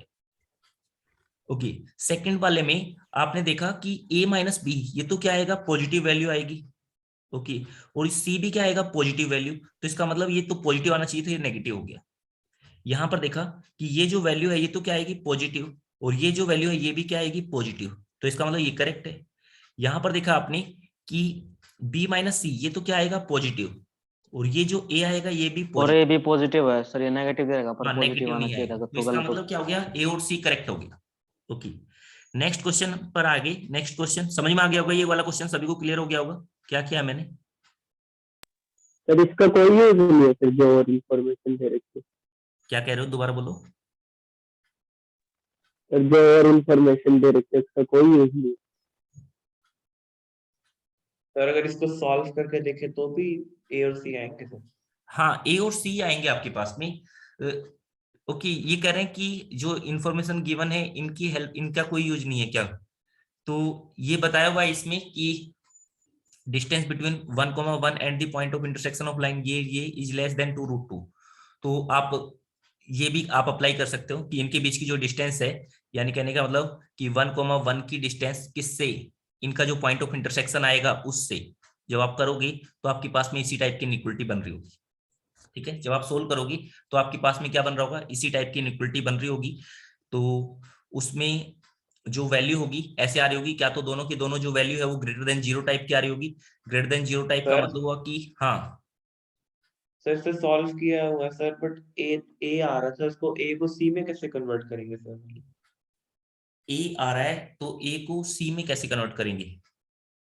आपने सोल्व किया तो ए आपके पास आंसर आ रहा है। यस सर, पहले किया हुआ है सर। नहीं, दोनों आना चाहिए। सर पहले तो सर दोनों का सर इंटरसेक्शन पॉइंट निकाल लेंगे सर। हाँ, इंटरसेक्शन पॉइंट क्या है बता दोगे ए मुझे? Sir minus C by, same आ रहे सर दोनों। ऐसे आया आपका। Minus C by B plus C, तो मैं minus C by B plus C. देखो ऐसे सोल्व किया Yes. आपने इसको, ऐसे सोल्व करके देखो। सोल्व करने का तरीका बताते हैं, दूसरा तरीका। एक तो ये तरीका था आपके पास में, आपने सीधा सीधा चेक किया, ठीक है, सीधा सीधा चेक किया कि कौन सी चीजें जो है वो आपको, बस ये भाई आपको इन्फॉर्मेशन जो गिवन थी, ये इन्फॉर्मेशन गिवन थी, तो इस इन्फॉर्मेशन, केवल इस इन्फॉर्मेशन के बिहाफ पर आप ये बता सकते थे, ठीक है, क्योंकि एबीसी यहाँ पर बताए हुए हैं कि एबीसी के बारे में कमेंट किया हुआ है, ये जो वैल्यू है, ये जो वैल्यू है, इनकी जो डिस्टेंस है वो क्या है, लेस देन 2√2 है। तो एक तो पहला मेथड जो है वो तो यही है कि आपने चेक किया कि भाई ए की वैल्यू, कौन कौन सी जो वैल्यू है वो पॉजिटिव टाइप की रहने वाली है, तो सीधा सीधा ही पता चल गया मुझे, ठीक है, ऑप्शन ए और ऑप्शन सी, ठीक है। अगर मैं इस चीज का यूज ना भी करूं तब भी कोई फर्क नहीं पड़ रहा है भाई, ए की जो वैल्यू, कोई भी वैल्यू आएगी ए की, ठीक है, बट वो ए की वैल्यू क्या है, बी से तो ग्रेटर ही रहेगी, सी से तो ग्रेटर ही रहेगी, ठीक है। तो इसका मतलब ए पॉजिटिव टाइप का नंबर है, बी माइनस सी वो भी पॉजिटिव टाइप का नंबर है, ऐसे ही ए माइनस बी और सी वो भी आपके पास पॉजिटिव, तो वो तो सेकेंडरी है कि आप उसे सोल्व कर रहे हो, उसमें तो मतलब आप टाइम वेस्ट कर रहे हो, बट फिर भी आपने अगर सोल्व किया हुआ है तो देखते हैं एक बार। ये वाली चीज क्लियर हो गई ना भाई। सबसे पहले मेथड जो है, इसका मेथड जो है वो ये है, यानी कि इन चीजों का कोई मतलब ही नहीं था, बस ये इसी से आपने आंसर बता दिया, ठीक है। अब आपने क्या किया कि इससे अगर आपने सोल्व करना है, ax plus B Y plus C equal to 0, और यहां पर लिखा हुआ है bx प्लस में ay plus C equal to 0। तो अब आपने सोल्व किया, तो यहां पर क्या करोगे, फर्स्ट इक्वेशन को आपने क्या कर दिया, b से मल्टीप्लाई कर दिया, सेकंड इक्वेशन को आपने a से मल्टीप्लाई कर दिया, ये b सर हो गया, minus C by A plus B आ रहा है बी सर स्क्वायर हो दोनों गया, तरफ। ये b हो गया, यहाँ पर a से मल्टीप्लाई किया, ये a, और ये आपके पास a स्क्वायर और ये ac, ये माइनस माइनस माइनस कट किया, तो आपके पास हो गया बी स्क्वायर माइनस का a स्क्वायर इंटू में y इज इक्वल टू, यहां से आपके पास हो गया है c कॉमन आया, तो b माइनस का a। अब आपके पास में ओके, तो यहां से आपके पास आया y की जो वैल्यू आ गई b plus a and b minus का a divide by b minus का a। अब देखो जब आप इसे कट कर रहे हो तो b माइनस a का मतलब हुआ कि आपके पास ये नेगेटिव टाइप की वैल्यू है, यानी कि 0 की इक्वल नहीं है, तो ये वाली पार्ट और ये वाला पार्ट आपस में कट हो जाएगा, कोई प्रॉब्लम नहीं। y की वैल्यू आ गई है b प्लस a, y की वैल्यू आपके पास b प्लस a, तो आपने x की वैल्यू के लिए किसी भी इक्वेशन में पुट किया, ये जो पॉइंट है x की वैल्यू के लिए आपने किसी भी इक्वेशन में पुट किया, तो आपने पुट सी कर भी दिया। तो है मल्टीप्लाई में। क्या कह रहे हो? हाँ बी प्लस आएगी।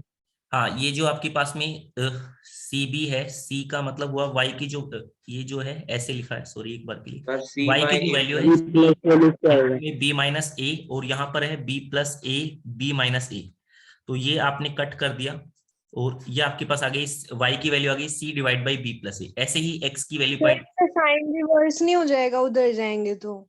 कैसे, ये तो y की वैल्यू है ना बच्चे, ये तो दूसरी तरफ ऐसे लेके जाओगे ना, नीचे डिवाइड बाय जाएगा। नहीं, ये जो सी वाली टर्म गई है इधर, इनका साइन भी तो रिवर्स होएगा। सर ये ए स्क्वायर माइनस बी स्क्वायर आएगी सर। एक मिनट, कुछ हमने गलती कर दी क्या?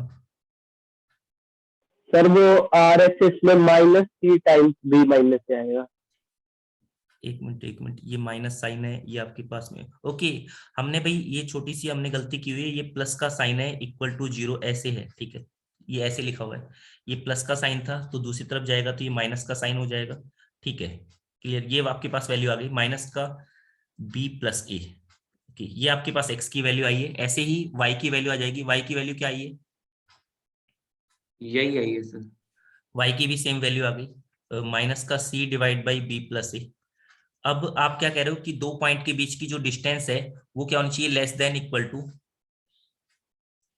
2√2, तो ये जो डिस्टेंस है लेस देन इक्वल टू 2√2 ऐसे, तो लेस आपने देन सर, इक्वल टू नहीं है सर, लेस देन ही है। ओके केवल लेस देन है, तो लेस देन 2√2। अब आपने क्या किया कि ये माइनस का c divide by b plus A, ठीक है, और ये माइनस 1 प्लस 1,1 था, तो 1 इसका स्क्वायर प्लस में 1 plus c divide by b plus A पूरे का स्क्वायर ऐसे। अब ये जो वैल्यू बाहर आएगी तो 2 टाइम्स हो गया, तो 2 टाइम्स का मतलब हुआ आपके पास में कि 2 टाइम्स इसका स्क्वायर, ओके, तो 2 टाइम्स इसका स्क्वायर का मतलब अंडर रूट में तो रह गया 2, और बाहर क्या आ गया आपके पास में, ये मोड की फॉर्म में आएगा, मोड में c divide by b plus A, इसकी value less than 2√2, less than 2√2, इस तरह से आपकी पास वैल्यू चलेगी। +1 दिया होगा सर। अब आपने कहा कि ये √2 से ये 1 प्लस मॉड के अंदर +1 भी आएगा। हाँ, ये आपने कहा √2 से √2 कैंसिल हुआ, ये आपके पास वैल्यू रह गई है लेस देन 2। अब देखो जब आप मोड को हटाओगी तो अब आपने देखना है यहाँ पर कि सर हो जाएगा सर, मॉड्यूलस नहीं लिया था। हाँ ये मोड लेना है, तो इसकी वजह से दो आपके पास में वैल्यू आएगी अलग अलग। तो ये आपके पास हो गया एक बार तो a plus B plus C divide by ये मोड में b प्लस ए की वैल्यू लेस देन 2। इस चीज को सोल्व कर लो, आपके पास कोई इक्वेशन बन जाएगी। इस चीज को सोल्व कर लो, एक बार यहां से मोड से बाहर वैल्यू निकालोगी तो एक बार पॉजिटिव वैल्यू बाहर निकालो, एक बार नेगेटिव वैल्यू बाहर निकालो। जब नेगेटिव वैल्यू बाहर निकालोगी तो इनइक्वलिटी जो है वो रिवर्स हो जाएगी। क्लियर? यस बोलोगे बच्चे क्लियर हुआ? ये मोड लगाना था यहाँ पर, बस ये था।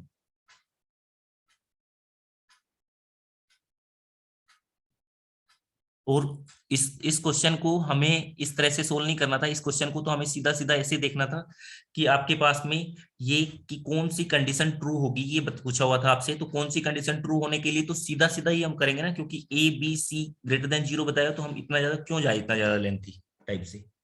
क्लियर हो गया होगा, सबको समझ में आ गया होगा। बट अगर आपने ऐसे करके सोल्व किया है तो आंसर यही आएगा। नेक्स्ट आपने कहा कि ये आपके पास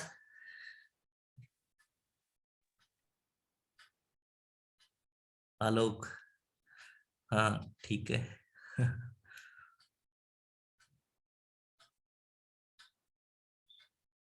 सर ऑप्शन सी नहीं आ रहा है इसी से।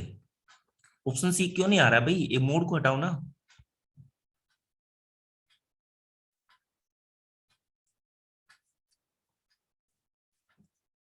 एक बार के लिए मैं थोड़ा स्पेस बनाता हूँ।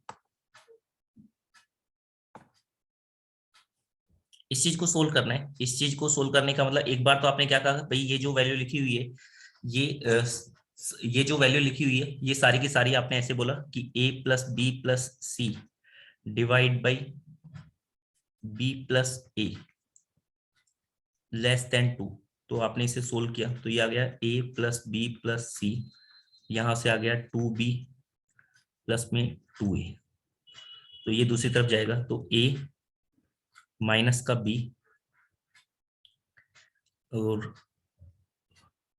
ये माइनस का a प्लस में c लेस देन 0। अगर आप माइनस साइन को बाहर कॉमन लोगी तो आपके पास हो गया है कि a प्लस बी माइनस का c, ये आपके पास में क्या हो गया है, a प्लस बी माइनस का c, ये आपके पास हो गया ग्रेटर देन 0। एक वैल्यू तो होगी आपके पास में, ये आंसर हो गया। और जो दूसरा है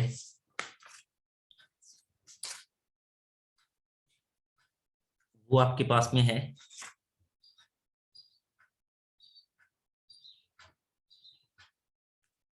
दूसरी जो वैल्यू है वो आपके पास था क्या कि a माइनस का b प्लस का c, a माइनस का b प्लस का c।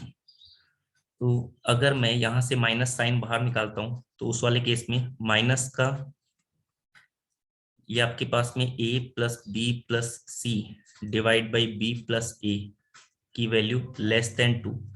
तो ये दूसरी तरफ जाएगा माइनस साइन, तो क्या हो जाएगा ग्रेटर देन 2। तो a plus B plus C, और ये आपके पास में दूसरी तरफ गया तो ग्रेटर देन माइनस का 2b माइनस का 2a। तो यहां से आपके पास में जो वैल्यू आई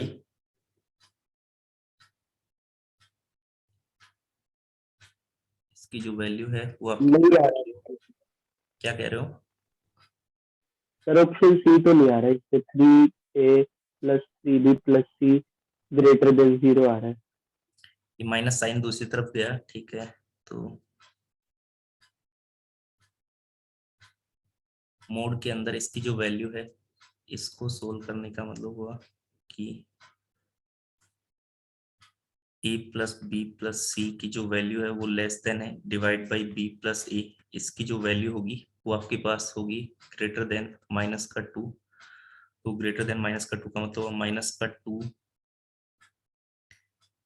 बी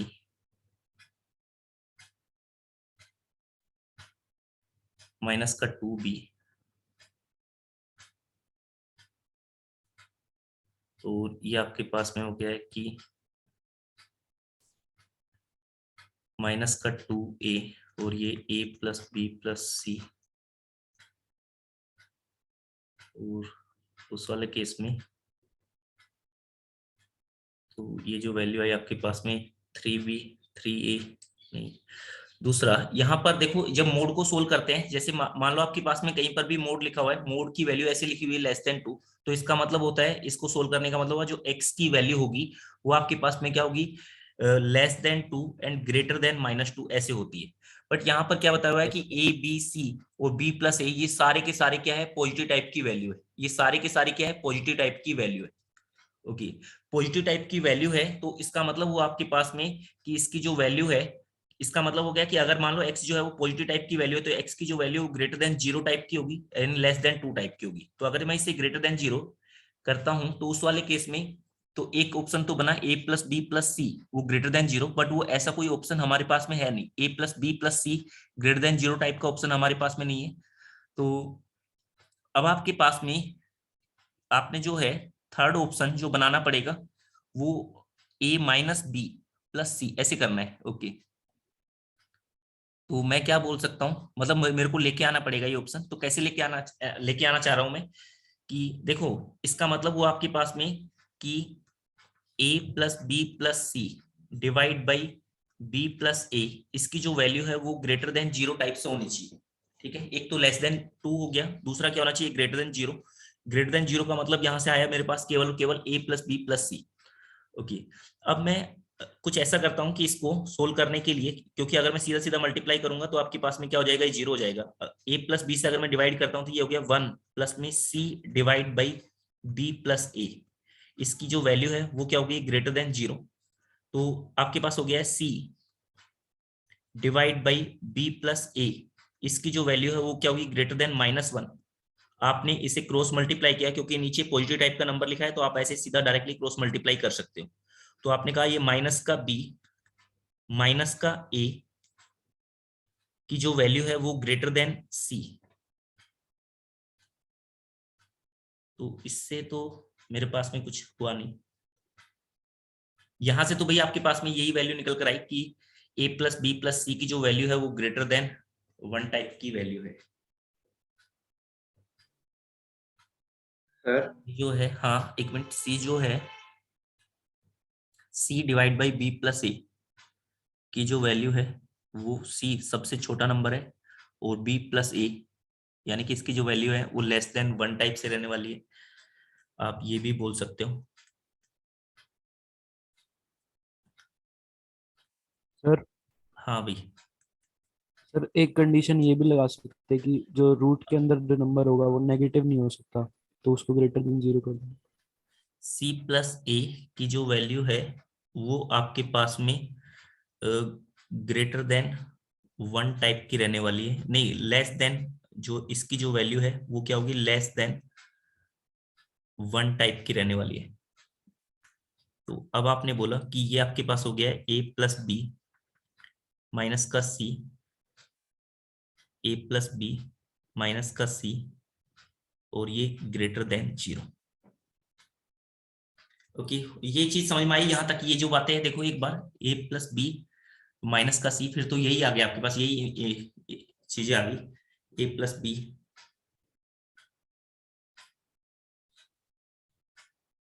इसकी जो वैल्यू है वो लेस देन 1 टाइप की रहने वाली है। तो आपने अगर ऐसे करते हो तो यहां से आपके पास आया कि a प्लस बी की जो वैल्यू है, यहां से चला गया a प्लस बी और ये greater than c, a plus B minus का c ग्रेटर देन 0, वही यही एक कंडीशन आ रही है। बट दूसरी कंडीशन जो है फिर वो हमें क्या किया, अभी ऑप्शन की हेल्प ली, ऑप्शन की हेल्प ली, ये वाला जो है नहीं आ पा रहा है वैसे उससे, उस वाले तरीके से तो नहीं आ पा रहा है। तो अब आपने क्या किया, ये वाला जो है ये ऑप्शन की हेल्प से चेक किया।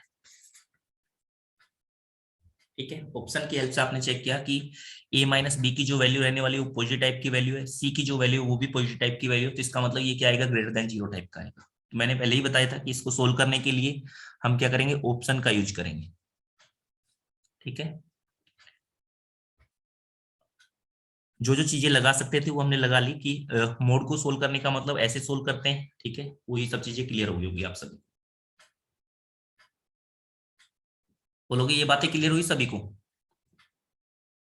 Yes sir. एक कंडीशन आ गई यहाँ पर, दूसरी वाली कंडीशन नहीं आई, तो दूसरी वाली condition more than one correct बताया हुआ था, तो हमने क्या किया, ऑप्शन की हेल्प ली, ऑप्शन की हेल्प ली, ठीक है। तो हम डायरेक्टली इस टाइप के क्वेश्चन में हम डायरेक्टली ऑप्शन की हेल्प लेते हैं, ठीक है, क्योंकि ए बी सी के बारे में कमेंट किया हुआ है, तो उससे कोई पता ही नहीं, उससे कुछ पता ही नहीं चल पा रहा है कि लेस देन 2√2 है, तो एक कंडीशन आ रही है उससे। दूसरी कंडीशन कैसे फाइंड की, कि दूसरी कंडीशन आपने चेक की कि ऐसा भी हो सकता है, कि हाँ ऐसा भी हो सकता था, तो आपने चेक कर लिया।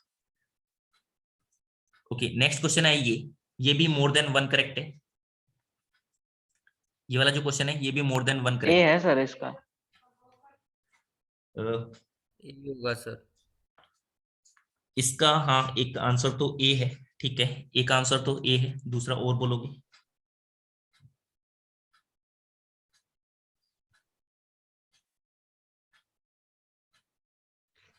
सर सी। सी। दूसरा क्या है? सी।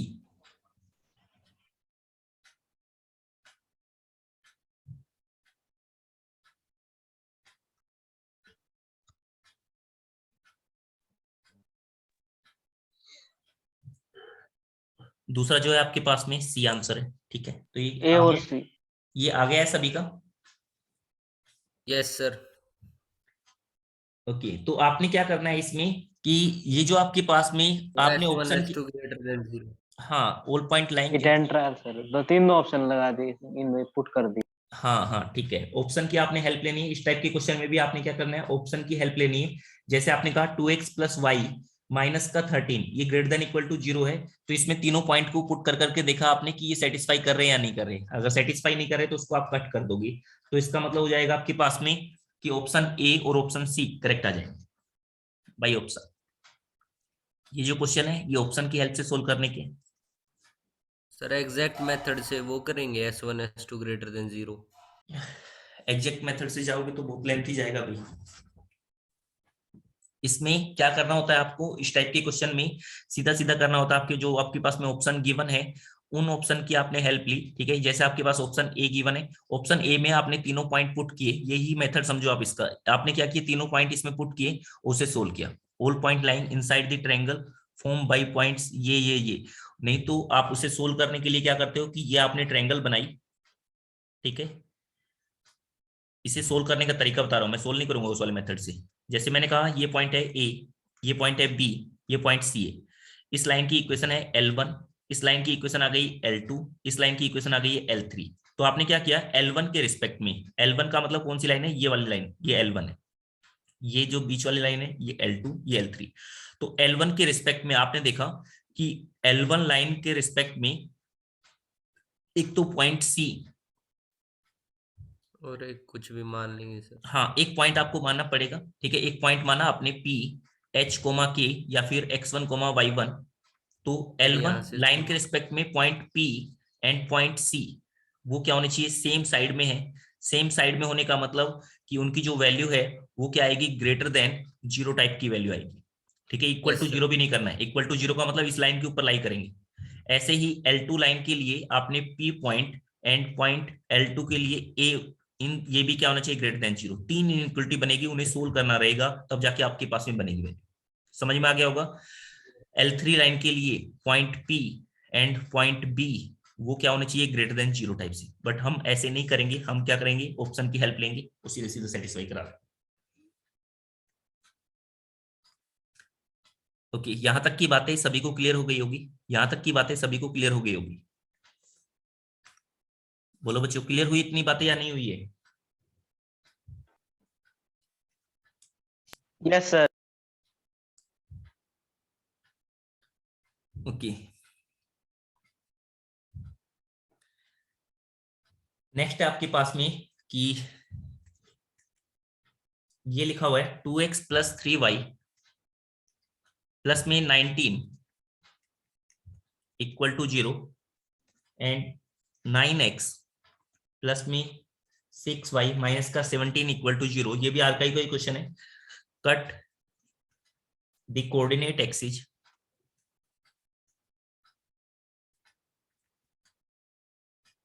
इन concyclic point, in concyclic points, ये आपने बताना है कि ये ट्रू है या फिर फॉल्स है, ये स्टेटमेंट ट्रू है या फिर फॉल्स है।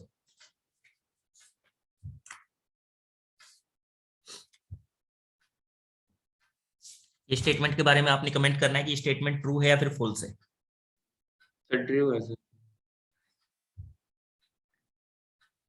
ओके, तो देखो भाई, अगर आपके पास में ऐसे कोई लाइन लिखी हुई है a1x plus a2x, a1x plus में ऐसे लिख लेता हूँ a1x b1y प्लस में c1 equal to A1 A2 equals to B1 B2 देख लेंगे सर। हाँ यस सर। प्लस में c2 इक्वल टू 0। तो four concyclic, four cut the coordinate axis, ऐसे cut the coordinate axis, coordinate axis के लिए है ये, coordinate axis at concyclic point, तब क्या होना चाहिए आपके पास, ऐसे होना चाहिए a1 a2 is equal to b1 b2 होना चाहिए, या फिर ऐसे होना चाहिए कि a1 a2 is equal to minus का b1 b2। ये दो कंडीशन होनी चाहिए, इनमें से अगर कोई कंडीशन सेटिस्फाई कर रही है तो आप कह दोगे कि ये है, ये क्या है आपके पास में कंसाइक्लिक पॉइंट है। तो आपने इसमें चेक किया, तो ये इसमें चेक किया तो आपके पास में a1 a2 यानी कि a1 2 into 9 18, 3 into 6 yes sir. 18, यानी कि आपके पास इक्वल आ रहा है, तो इसका मतलब हुआ ये क्या है, ट्रू है। ये स्टेटमेंट क्या है, ट्रू है। क्लियर हो गया होगा सभी को ये वाला point. Okay, yes. Next question, मैं कह रहा हूं कि ऐसे है, no tangent can be drawn from the points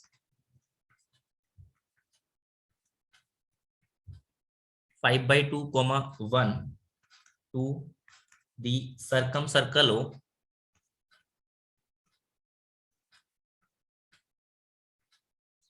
triangle with vertices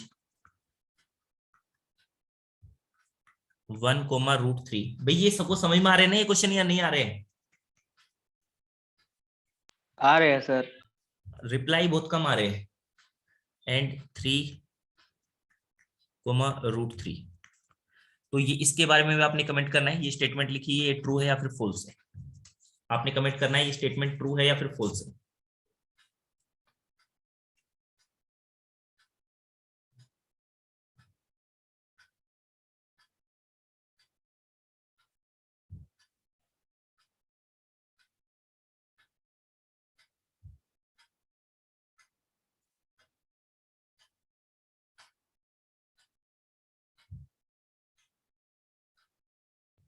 false है सर। सर ये ऐसे? ट्रू है सर, ट्रू ट्रू है सर। 5/2, 1 सर्कल के अंदर ही आ गया सर ये पॉइंट, तो अंदर ठीक है, ठीक है, पॉइंट ठीक है, वेरी गुड टेंजेंट। बच्चे, ट्रू। भाई आपने देखा इसमें कि ये है, एक पॉइंट है 1, √3, एक्स की वैल्यू 1, एक्स की वैल्यू 1 है, y की वैल्यू x की वैल्यू 1, y की वैल्यू √3, और एक बार है x की वैल्यू -1 √3। तो ये 1, √3 हो गया। ये वाला पॉइंट क्या हो गया, 1 -1, नहीं सॉरी 1, -√3 हो गया, ऐसे हो गया। यानी कि ये जो लाइन होगी y एक्सिस के पैरेलल होगी। और तीसरा जो पॉइंट है वो क्या है, 3, √3। 3, √3 का मतलब हुआ कि x की जो वैल्यू है वो कहाँ चली गई है, 3, y की जो वैल्यू है वो कहाँ है, √3 है। तो इसका मतलब यहाँ पर गया है, ये 90 डिग्री का एंगल बन रहा है, ये 3, √3 है। तो ये 90 डिग्री का एंगल बना रहा है, तो 90 डिग्री का एंगल बना रहा है, तो इसका मतलब ये क्या बन जाएगा आपके पास में, डायामीटर बन जाएगा। ये क्या बन जाएगा, डायामीटर बन जाएगा। और ऐसे आपके पास में एक सर्कल पास होगा, क्योंकि डायामीटर क्या बनाता है, 90 डिग्री का एंगल बनाता है। और इसका जो सेंटर होगा, सेंटर सर्कल का जो सेंटर होगा वो क्या होगा, इन दोनों का मिड पॉइंट, यानी कि डायमीटर का मिड पॉइंट आपके पास में होगा। ओके, अब आपने सर्कल का सेंटर फाइंड किया, सर्कल का आपने सेंटर फाइंड किया, सर्कल का सेंटर फाइंड कर रहे हो तो आपके पास क्या वैल्यू निकल कर आ रही है, सर ये ऐसे नहीं कर सकते सर कि दो एक लाइन ले ले सर, उसका स्लोप ले ले, फिर दूसरे पॉइंट के रिस्पेक्ट में उसको देख ले। वैसे भी तो फिर 2 और अगर रूट अंदर 3 आएगा सर सेंटर। आप ऐसे भी कर सकते थे, जैसे आपने कहा कि ये जो है ये डायमीटर है, चलो आपने कहा ये डायमीटर है, डायमीटर के बाद में अब अगर आपको ये एंड पॉइंट ऑफ डायमीटर पता है तो इसकी इक्वेशन ऑफ सर्कल कैसे लिख सकते हो आप? सिंपली ऐसे भी लिख सकते थे कि x माइनस का 3, उसके बाद में x माइनस का 1, फिर उसके बाद में y माइनस का डायमेट्रिक फॉर्म आप पढ़ चुके हो, y माइनस का √3 y प्लस √3, ये डायमेट्रिक फॉर्म हो गई इक्वल टू 0। तो यहां से आपके पास क्या हो गया एक्स स्क्वायर, ठीक है, ये क्या बन गया माइनस का 4x, ओके, प्लस का 3, और ये आपके पास बन गया वाई स्क्वायर माइनस का 3 इक्वल टू 0। तो ये तो कट हो गया, ये क्या बन गया एक्स स्क्वायर प्लस में वाई स्क्वायर माइनस का 4x इक्वल टू 0। ये आपके पास हो गया। अब आपने चेक करना है कि ये जो पॉइंट है 5/2, 1, ये आपने कहा ये कोई सर्कल है एस, इस सर्कल के कोऑर्डिनेट आपने इसके कोऑर्डिनेट इसमें पुट करके देखे, S1 की वैल्यू फाइंड करके देखी आपने, तो S1 की वैल्यू कितनी आ गई है 25/4, ठीक है, प्लस में 1 सर माइनस का 10 लेस देन ये जो वैल्यू आ रही है तो क्या आ गई, ये तो लेस देन 0 टाइप की वैल्यू आ गई, ठीक है। सर लेस देन 0 तो सर इनसाइड होगा सर। हाँ, लेस देन 0 होने का मतलब ये जो पॉइंट है ये क्या हो गया इनसाइड हो गया। अगर इनसाइड हो गया तो कोई भी सर्कल नहीं होगा, यानी कि ये स्टेटमेंट क्या हो गई है ट्रू हो गई है। सर इसको ऐसे भी देख सकते हैं सर, 2.5, 1 है तो 3 से कम ही है 2.5। 3 से, में हाँ 3 से कम है, वो भी आप एनालिसिस कर सकते हैं ऐसे कि आपने कहा सर्कल बना, ठीक है, ये तो मैंने प्रॉपर वे बता दिया आपको। आप सोचने के लिए आपने कहा कि ये क्या है 2, ये 5/2 है, 5/2 का मतलब 3 से थोड़ा सा कम हो गया, और 3 से थोड़ा कम है, और y की जो वैल्यू है, x की वैल्यू तो कितनी हो गई भाई 5/2 यहाँ पर, और y की जो वैल्यू है वो कितनी है, y की वैल्यू आपके पास में है 1, तो y की वैल्यू आपके पास में है 1, तो इसका मतलब आपके पास देखो ये यहाँ के इसके नीचे कहीं पर, और y की वैल्यू ये -√3 था, ये +√3 था, तो यहाँ कहीं पर आपके पास में ये पॉइंट लाई कर रहा है, ज्यादा दूर नहीं लाई कर रहा है, तो इसका मतलब सीधा सीधा समझ में आ रहा है कि ये जो वैल्यू है ये क्या है, ये पॉइंट जो है ये क्या है इनसाइड दी सर्कल लाई कर रहा है। बाय ऑब्जर्वेशन आप ये भी देख सकते थे, ठीक है, और प्रॉपर वे क्या है वो भी मैंने आपको बता दिया। क्लियर, समझ में आ गया? बोलोगे ये वाला क्वेश्चन क्लियर हुआ सभी को? सर ये ऊपर जो आपने प्रॉपर्टी लिखी थी ये आई कहाँ से? कौन सा? Sir A1 A2 = B1 B2 वाली पिछले क्वेश्चन। वो कंसाइक्लिक के लिए आपने याद की होगी बच्चे, कंसाइक्लिक के लिए अगर आपके पास कोऑर्डिनेट एक्सिस को अगर कोई सर्कल ऐसे कट करता है तो उसके लिए कंडीशन होती है, वो याद रखो, ठीक है, वो ठीक है, आप उसे याद रखो कि कंसाइक्लिक पॉइंट के लिए जो होती है ये कंडीशन होती है A1 A2 = B1 B2, या फिर A1 A2 = माइनस का B1 B2। डायरेक्ट मॉड्यूलेशन ले लो सर। ठीक है, वैसे फाइंड करने के लिए आप उस चीज को प्रूव भी कर सकते हो कि अगर आपके पास में ये कंसाइक्लिक पॉइंट है तो आपने कहा ये कोऑर्डिनेट एक्सिस को कट कर रही है, ठीक है, ये वाली वैल्यू, और यहाँ पर ये वाली वैल्यू, PA into PB वाला वो कर सकते हैं सर जो SIM.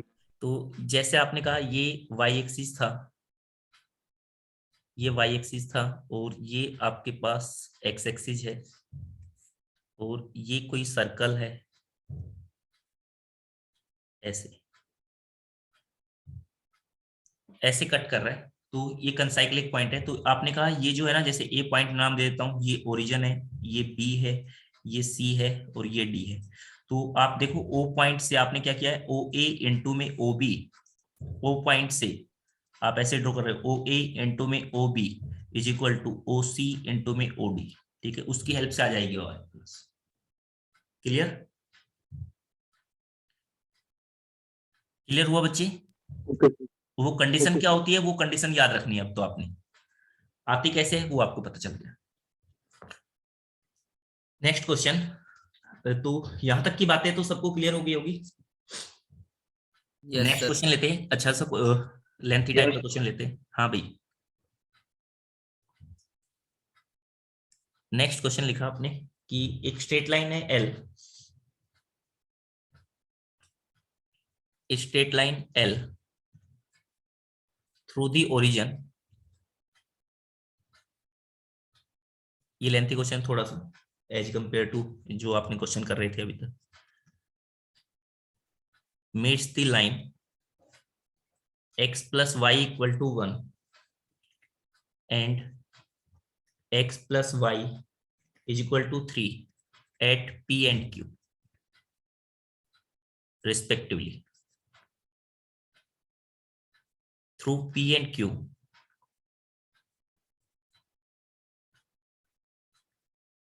two straight line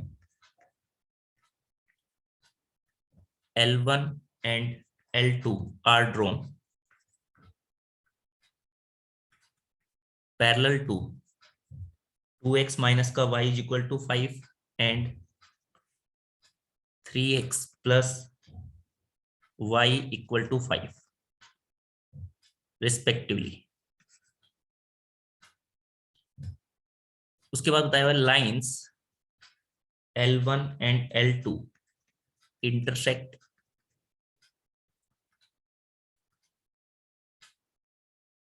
line L1 and L2 intersect at R पर इंटरसेक्ट कर रहे हैं, तो आपने शो करना है show that the locus of R as L varies is a straight line.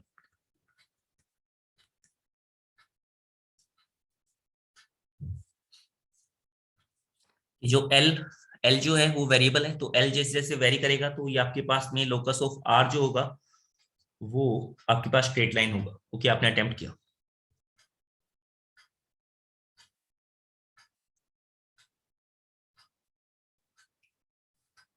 एक स्ट्रेट लाइन है L, वो कहां से पास कर रही है? ओरिजिन से पास कर रही है। तो ओरिजिन से पास करने वाली लाइन की इक्वेशन तो सीधा सीधा लिखोगे y इक्वल टू mx। उसके बाद दो स्ट्रेट लाइन बताई हुई है कि इन दो स्ट्रेट लाइन को वो क्या कर रही है? मीट कर रही है P और Q पॉइंट पर। तो आपने क्या किया? y इक्वल टू mx को फर्स्ट वाली लाइन के साथ सोल्व किया, फिर उसके बाद आपने सेकंड वाली लाइन के साथ सोल्व किया, तो आपके पास में क्या मिल जाएगा? P पॉइंट मिल जाएगा और Q पॉइंट मिल जाएगा। ओके, उसके बाद कह रहा है through P and Q two straight line L1 and L2 are drawn. तो P पॉइंट पता चल गया है, Q पॉइंट पता चल गया है, तो L1 और L2 लाइन जो है स्लोप की वैल्यू बताई हुई है, तो L1 और L2 लाइन की वैल्यू आपको पता चल जाएगी। अब कह रहा है कि जो L1 और L2 है वो इंटरसेक्ट कर रहे हैं कहां पर? R पर।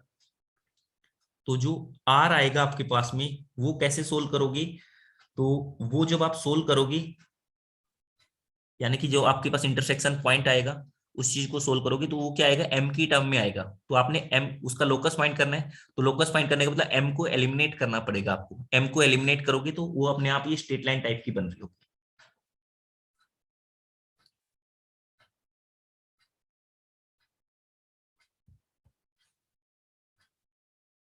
समझ में आ गया क्या क्या प्रोसीजर चलने वाले हैं? ऐसे है।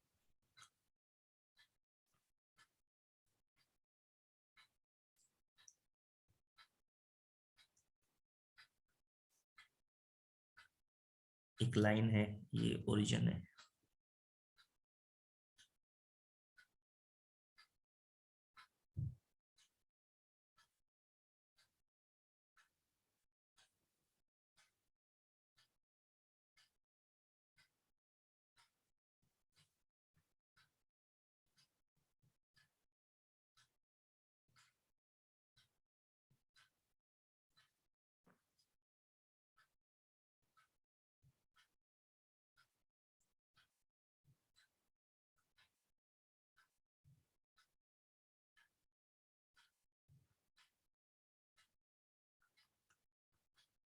तो क्या अटेम्प्ट करोगे आप सभी?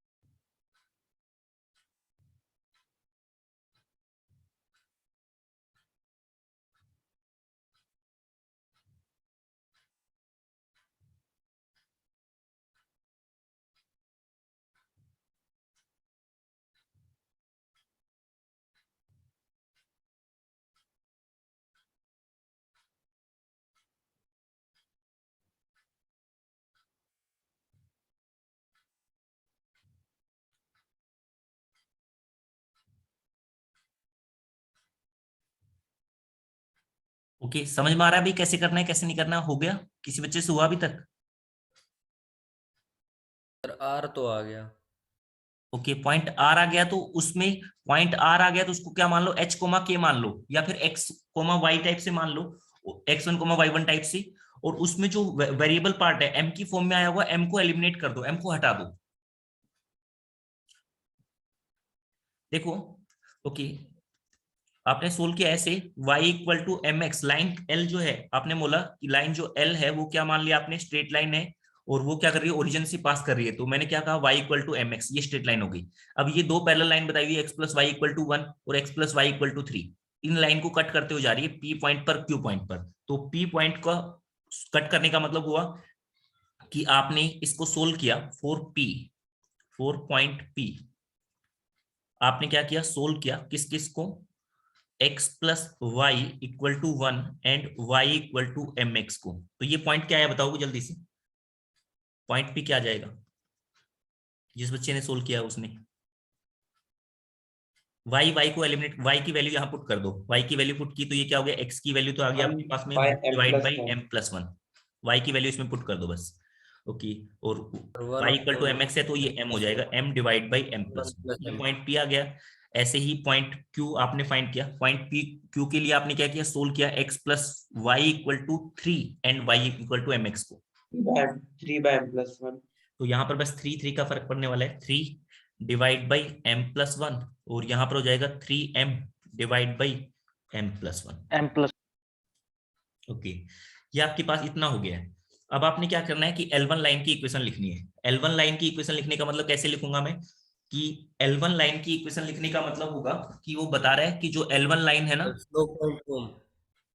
L1 लाइन जो है पॉइंट स्लोप फॉर्म से नहीं डायरेक्टली लिखेंगे हम। देखो अब आप L1 लाइन जो है वो क्या है, L1 वो क्या है, पैरेलल है किसकी, 2x minus Y equal to 5। तो इसका जो पैरेलल है तो इसका मतलब जो वेरिएबल वाला सर पार्ट इसका है, सर सी सी अलग होगा बस। हाँ बस सी फर्क पड़ेगा बस, और कुछ फर्क नहीं पड़ेगा। तो आपने क्या किया कि इसकी जो लिखी L1 लाइन की इक्वेशन लिखी, L1 लाइन की जो इक्वेशन होगी वो क्या होगी, सर ऐसी अलग भी तो हो सकते हैं सर, वो रेशियो में तो अलग हो सकते हैं, बट क्या भाई, ये अगर दो आपके पैरेलल पास लाइन्स होगी ना, तो इनका सी A inter x C plus वाला बी वाई पार्ट प्लस सी अलग इक्वल होगा टू 0, कांस्टेंट टर्म सुनो में। वो तो सर एक ठीक है सर, एक बट सुनो सुनो इसके लिए सुनो सर सुनो, तीनों। अगर आपके पास में ये कोई लाइन लिखी हुई है, अगर इसकी पैरेलल लाइन लिखनी हो आपको, पैरेलल लाइन लिखने के लिए आप क्या करो, सीधा A X plus B Y plus में सी की जगह C1 कर दो। अगर इसकी परपेंडिकुलर लाइन लिखनी है आपने, परपेंडिकुलर लाइन लिखने के लिए ए और बी के कोफिशिएंट को इंटरचेंज कर bx दो। माइनस ए वाई प्लस सी हाँ, डैश तो ये इक्वल्स बी टू 0। और यहाँ पर ए, ठीक है, बीच में प्लस का साइन है तो माइनस का साइन लगा दो, ये एक्स वाई, और उसके बाद में कांस्टेंट टर्म जो आएगी वो अलग आ जाएगी। बस ये करना होता है। सर जैसे लाइन है sir 2x plus y plus 5 equal 0 और 4x plus 2y plus 10 equal 0। 2x plus नहीं, बोलोगे, प्लस 9 ले लो। ओके बोलोगे 2x प्लस प्लस क्या बोल रहे हो? y प्लस 5 इक्वल्स टू 0 हाँ और 4x plus 2y plus 9 equal 0। Sir parallel तो ये भी है सर, बट हाँ, दोनों पैरेलल लाइन रेशियो है। तो नहीं आ रही हाँ तो सर। पैरेलल लाइन है सर ना, तो देखो इसको 2 से डिवाइड कर लो, 2 से डिवाइड करोगे तो क्या हो जाएगा, 2x, ये वाला पार्ट अपने आप बन जाएगा, 2x प्लस में y प्लस में 9 डिवाइड बाई 2 इक्वल टू 0, बन गई नहीं बन गई इसी फॉर्म में। Okay sir. बस सी सी बदला है इन हाँ दोनों में, सी सी तो चेंज वैसे होगा ही और कुछ नहीं बदलता होगा, है। ठीक है। ये और ये याद रखना, ऐसी ऐसी करने होते हैं, बहुत सारे क्वेश्चन में हम अप्लाई करते हैं इस चीज को। तो L1 लाइन की जो इक्वेशन लिखी है आपने, L1 लाइन की इक्वेशन वो आपके पास में हो गई है, क्या था वेरिएबल वाला पार्ट, एक मिनट देखने दो। ये था कि 2x माइनस का y इज इक्वल टू 5, ठीक है, और नीचे 3x प्लस वाई, तो आपने लिख लिया ऐसे 2x माइनस का y।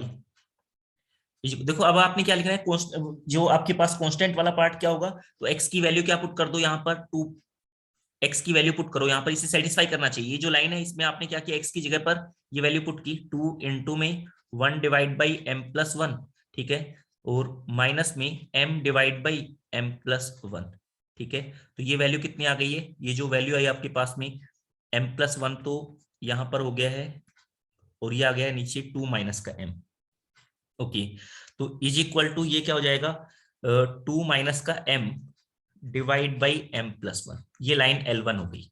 ऐसे ही आपने L2 लाइन लिखी, L2 लाइन में क्या लिखा हुआ है 3x प्लस वाई, तो आपने क्या किया L2 लाइन के लिए 3x 3 divide by m plus 1, ठीक है, प्लस में y का मतलब हुआ आपके पास L2 लाइन के लिए लिखना है अभी, L2 के लिए 3x का मतलब हुआ 3 into 3, 3m by और ये आपके पास हो गया है 3m divide by m plus 1, ठीक है। तो यहां से आपने लिया तो m प्लस 1, और ये कितना हो गया 9, और ये 3 तो कॉमन चला गया, यानी कि ये क्या बन गया 3m प्लस 9। तो यहां पर इज इक्वल टू क्या आ गया 3m plus 9 divide by m plus 1, ये L2 लाइन हो गई है। ये आपके पास क्या होगी L2 लाइन हो गई है। अब L1 और L2 का जो इंटरसेक्शन है वो RR है, ठीक है, L1 और L2 का इंटरसेक्शन वो RR है। फोर पॉइंट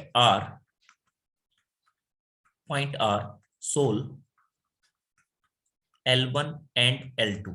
तो आपने क्या किया, इस इक्वेशन का जैसे मैं नाम देता हूं, ये फर्स्ट इक्वेशन है, ये सेकंड इक्वेशन है, दोनों इक्वेशन को एक बार ऐड कर दो, y से y कट हो जाएगा, तो आपके पास क्या हो गया फर्स्ट प्लस सेकंड इक्वेशन को ऐड किया तो क्या हो जाएगा, यहां से y से y कट हुआ, 5x की वैल्यू वो आपके पास में क्या हो गया m plus 1, 5x equals to 2 of m plus 11। ये हाँ 2 माइनस का m प्लस में 3m प्लस 9, तो ये आपके पास हो गया है कि 11, ये 2m, ये वैल्यू क्या आ गई है 5x की value, 2m plus 11 by m plus 1।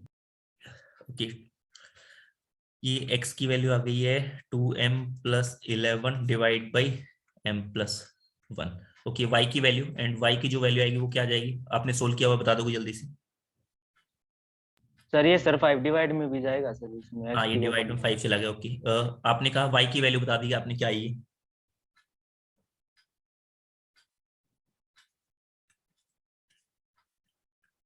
किसी भी इक्वेशन में पुट कर लो, ठीक है, और y की वैल्यू फाइंड करो जल्दी से।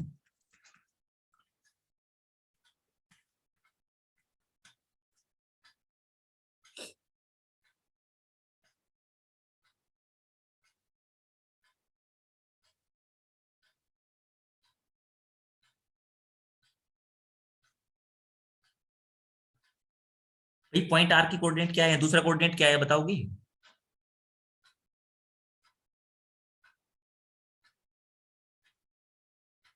हेलो बच्चों, अब मेरी आवाज आ रही है नहीं आ रही है।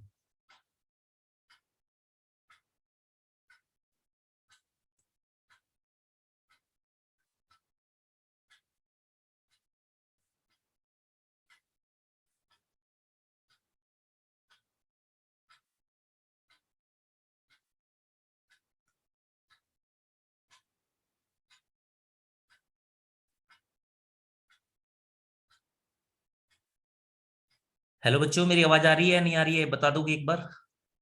आ रही है सर। हाँ, यस तो सर आ रही है सर।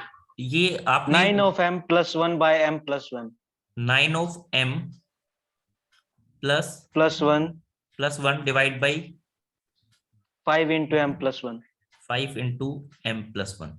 m plus 1। देखो भाई, अब इस पॉइंट R का मुझे लोकस फाइंड करना है, तो जैसे जैसे लाइन वेरी करेगी, लाइन L वेरी करेगी, ये जो है पॉइंट R भी वेरी करेगा, तो इसको मैंने इसका मुझे लोकस फाइंड करना है, तो मैंने क्या बोल दिया, इसको बोल दिया कि ऐसे कि इस वाले पॉइंट को मैं क्या तो बोल दूं x कोमा y बोल दूं डायरेक्टली, या फिर मैं बोल दूं कि आपके पास में ये जो पॉइंट है ये आपके पास में h कोमा k है, h कोमा k, तो h की फिर मैं क्या करूंगा, h को रिप्लेस कर दूंगा x से, k को रिप्लेस कर दूंगा y से। अब आपके पास में देखो ये h की जो वैल्यू आई वो कितनी आ गई है 2, मुझे m को एलिमिनेट करना है मुझे, अब 2m प्लस में 11 डिवाइड बाई 5 इंटू में m प्लस 1। ओके, और यहां पर आपके पास में k की जो वैल्यू आई है वो आपके पास क्या आ गई है 9m plus 1 divide by 5m plus 1, ऐसे आपके पास वैल्यू आ गई है। अब मैं क्या करूं कि m की वैल्यू फाइंड करूं, यहां से m की वैल्यू फाइंड करूं, तो m की वैल्यू फाइंड करूं मैं, देखो m की वैल्यू फाइंड करूंगा यहां से और दूसरे वाले में पुट कर दूंगा। कैसे फाइंड कर सकता हूं, तो आपने बोला कि इनकी क्रॉस मल्टीप्लाई कर ली, तो ऐसे हो जाएगा 5m इंटू में h प्लस में 5 into h is equal to 2m plus 11। m को एक तरफ रख लो, बाकी सबको दूसरी तरफ ले जाओ, तो ये क्या हो जाएगा 5h माइनस का 2 इनटू में ये आ गया m, और ये क्या हो गया 11 माइनस का 5h। तो जो m की वैल्यू आ गई वो क्या आ गई 11 माइनस का 5h divide by 5h minus का 2। इस m की वैल्यू को यहाँ पुट कर दो, पुट किया तो आपके पास में m एलिमिनेट हो जाएगा। क्या हो जाएगा m एलिमिनेट हो जाएगा। ये हम क्या कर रहे हैं, एलिमिनेट कर रहे हैं m को, एलिमिनेट m। अब आपने ये वैल्यू पुट की, k की जो वैल्यू है वो 9 इंटू में यहां पर 11 माइनस का 5h, ठीक है 11 माइनस का 5h, और इसको थोड़ा और सिंप्लीफाई कर ले पहले। ये 9m प्लस 1 लिखा हुआ है और ये लिखा है, चलो कोई नहीं रहने दो। अगर मैं इससे थोड़ा सा सोल्व करने की कोशिश करूं तो ऐसे कर सकता हूँ, 9 ये है ना 9m प्लस 1, तो आपने क्या कर दिया +8 ऐड कर दिया और -8 ऐड कर दिया। यहाँ पर क्या बन गया 5 और ये m प्लस 1, और यहाँ पर हो जाएगा ये आपके पास में m प्लस 1, 5 इंटू में m प्लस 1, ये m प्लस 1 से m प्लस 1 कैंसिल हुआ।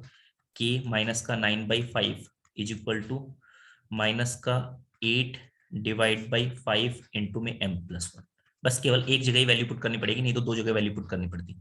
वैसे भी कर सकते हैं, कोई प्रॉब्लम नहीं थी। यहाँ पर वैल्यू पुट कर दो। यहाँ पर जब आप वैल्यू पुट करोगे तो आपके पास में जो इक्वेशन बनेगी वो क्या बन जाएगी, आपके पास में जो भी कोई इक्वेशन बनेगी वो आपके पास में क्या सर जाएगी, दोनों जगह सर पुट करने के बाद तो सर 97 माइनस 40h/5 इंटू 9 आ रहा। जो भी कुछ वैल्यू आ रही है वो क्या है, उसका लोकस आ जाएगा। वो क्या आ जाएगा, इसका लोकस। यानी कि लोकस क्या हो गया, लोकस वो आपके पास हो गया है कि माइनस का 9/5 और ये माइनस का 8 divide by 5 m plus 1। m plus 1 का मतलब 11 माइनस का 5h और ये 5h माइनस का 2 प्लस 1, ठीक है। नाउ रिप्लेस, नाउ इसको सोल्व करो, थोड़ा सा सिंप्लीफाई कर लो, और सिंप्लीफाई करने के बाद क्या कर दो, रिप्लेस कर दो h को। सर XY की टर्म भी आ रही है सर। हाँ कोई बात नहीं। इसमें तो फिर स्ट्रेट लाइन कैसे होगा सर लोकस? तो इसका जो जो आपके पास में स्ट्रेट लाइन होने का मतलब आपके पास जो बन रहा होगा कि पेयर ऑफ स्ट्रेट लाइन को रिप्रेजेंट कर रहा होगा, पेयर ऑफ स्ट्रेट लाइन को रिप्रेजेंट कर रहा स्ट्रेट होगा। लाइन के लिए तो फिर और भी टर्म्स आनी चाहिए सर, x स्क्वायर वाली। हाँ क्या कह रहे हो कि आपके पास में क्या बन रहा है सर बन तो सर लीनियर है सर, एक मिनट मैं XY करके की दिखा देता टर्म हूँ। मैं आपको एक बार करके दिखा देता हूँ। ये आपने कहा कि k माइनस का 9/5 और ये आपके पास हो गया माइनस का 8 डिवाइड बाई 5 बच्चों, और ये 5h माइनस 2 आपने एलसीएम लिया तो 5h सर माइनस, ऊपर 9 आ जाएगा। और हाँ यहाँ सर पर डिवाइड आपके में पास 9 आएगा। यहाँ पर क्या हो गया देखो 11 माइनस 5h है, ये 5h से 5h कैंसिल हुआ, माइनस का 2, तो यहाँ पर क्या रह गया 9, है ना 9 कहाँ आ रही है XY वाली टर्म? अब आपके पास ये आपके पास हो गया है। अब आपने इसे सोल्व करना है बस। ये तो देखो आपके पास रिप्लेस कर दो सीधा सीधा ही, तो इसमें तो कुछ आया ही नहीं। आप कह रहे थे कि ये आ जाएगा वो आ जाएगा। h को रिप्लेस कर दिया x से, k को रिप्लेस कर दिया y से, तो आपके पास में जो सर आपके but pass direct value put करी तो आ रही है सर। स्ट्रेट लाइन समझ में आ गया होगा। मैं आपके सामने ही किया है, कुछ और कुछ नहीं किया है। तो वहां बट पर डायरेक्ट वैल्यू पुट करी थी तब तो आ रही है सर। हाँ आ रही है ना, क्या आ रही है ओके मतलब सर क्या? वो 5, हाँ नहीं आपने सर वो कोई ना 5। कोई गलती हुई होगी छोटी मोटी, आपसे कोई कैलकुलेशन में मिस्टेक होगी। ये आपके सामने किया है, तो हमने कुछ अलग से तो कुछ किया नहीं है, मतलब ऐसा कुछ अलग से कंसेप्ट तो लगाया नहीं, कैलकुलेशन ही करते जा रहे हैं। तो ये जो यस सर आपने वो किया 5 तो यहाँ सर पर वो एक्स ले वाली लिया। टर्म आ रही है भाई, वाई वाली टर्म आ रही है, तो इसका मतलब ये क्या रिप्रेजेंट कर रहा है, स्ट्रेट लाइन को रिप्रेजेंट कर रहा है। बोलोगे बच्चों यहाँ तक की बातें सभी को क्लियर हुई? क्वेश्चन लेंथी जरूर था भाई, कोऑर्डिनेट के क्वेश्चन में मैंने पहले बताया कोऑर्डिनेट के क्वेश्चन लेंथी जरूर हो सकते हैं, बट ऐसा नहीं होगा कि कुछ अलग से ही कुछ हो जाए, ठीक है। ऐसा नहीं कि आपको समझ ही नहीं आया क्या करना है क्या नहीं करना है, सब कुछ समझ में आता जाएगा कि क्या क्या करना है, क्या क्या स्टेप करना है, ठीक है। ऐसे ही चलता जाएगा क्वेश्चन। तो अगली बार होंगे तो अगली बार हम इसी टाइप के क्वेश्चन रखने वाले हैं, इसी टाइप के लेंथी टाइप के जो क्वेश्चन जो है वो रखने वाले हैं, ठीक है। जो काफी लेंथी टाइप के जो क्वेश्चन चल रहे होंगे वो करने वाले हैं। ओके, तो यहाँ तक की बातें सर आई होप सो आप सभी को क्लियर हो गई होगी। तो आज की जो क्लास है बच्चों उसको यहाँ पर ही ओवर कर दें, ठीक है। ये बातें सबको क्लियर है ना भाई? Yes sir. ठीक है, ओके बच्चों, तो bye bye to all of you. आप इनकी प्रैक्टिस करते रहोगे, ठीक है। और वैसे तो डाउट क्लास तो आपकी होती है, तो उस डाउट क्लास में भी डाउट क्लास जो होती है उसमें तो विक्रांत सर ले ही रहे हो डाउट क्लास, तो उसमें तो कोई प्रॉब्लम है नहीं। तो जो जो आपको डाउट लग रहे हैं तो वहां पर ही पूछ सकते हो। यहाँ पर तो प्रैक्टिस टाइप की चल रही होगी, यहाँ पर जो भी कुछ लगे आपको कि हाँ कोई कंसेप्ट अगर आपको लग रहा हो कि ये कंसेप्ट थोड़ा सा प्रॉब्लम है या इस कंसेप्ट में नहीं समझ में आ रहा है, कोई क्वेश्चन समझा रहे हैं तब भी, तो आप मुझे उसी टाइम बता सकते हैं। Okay, bye bye to all of you.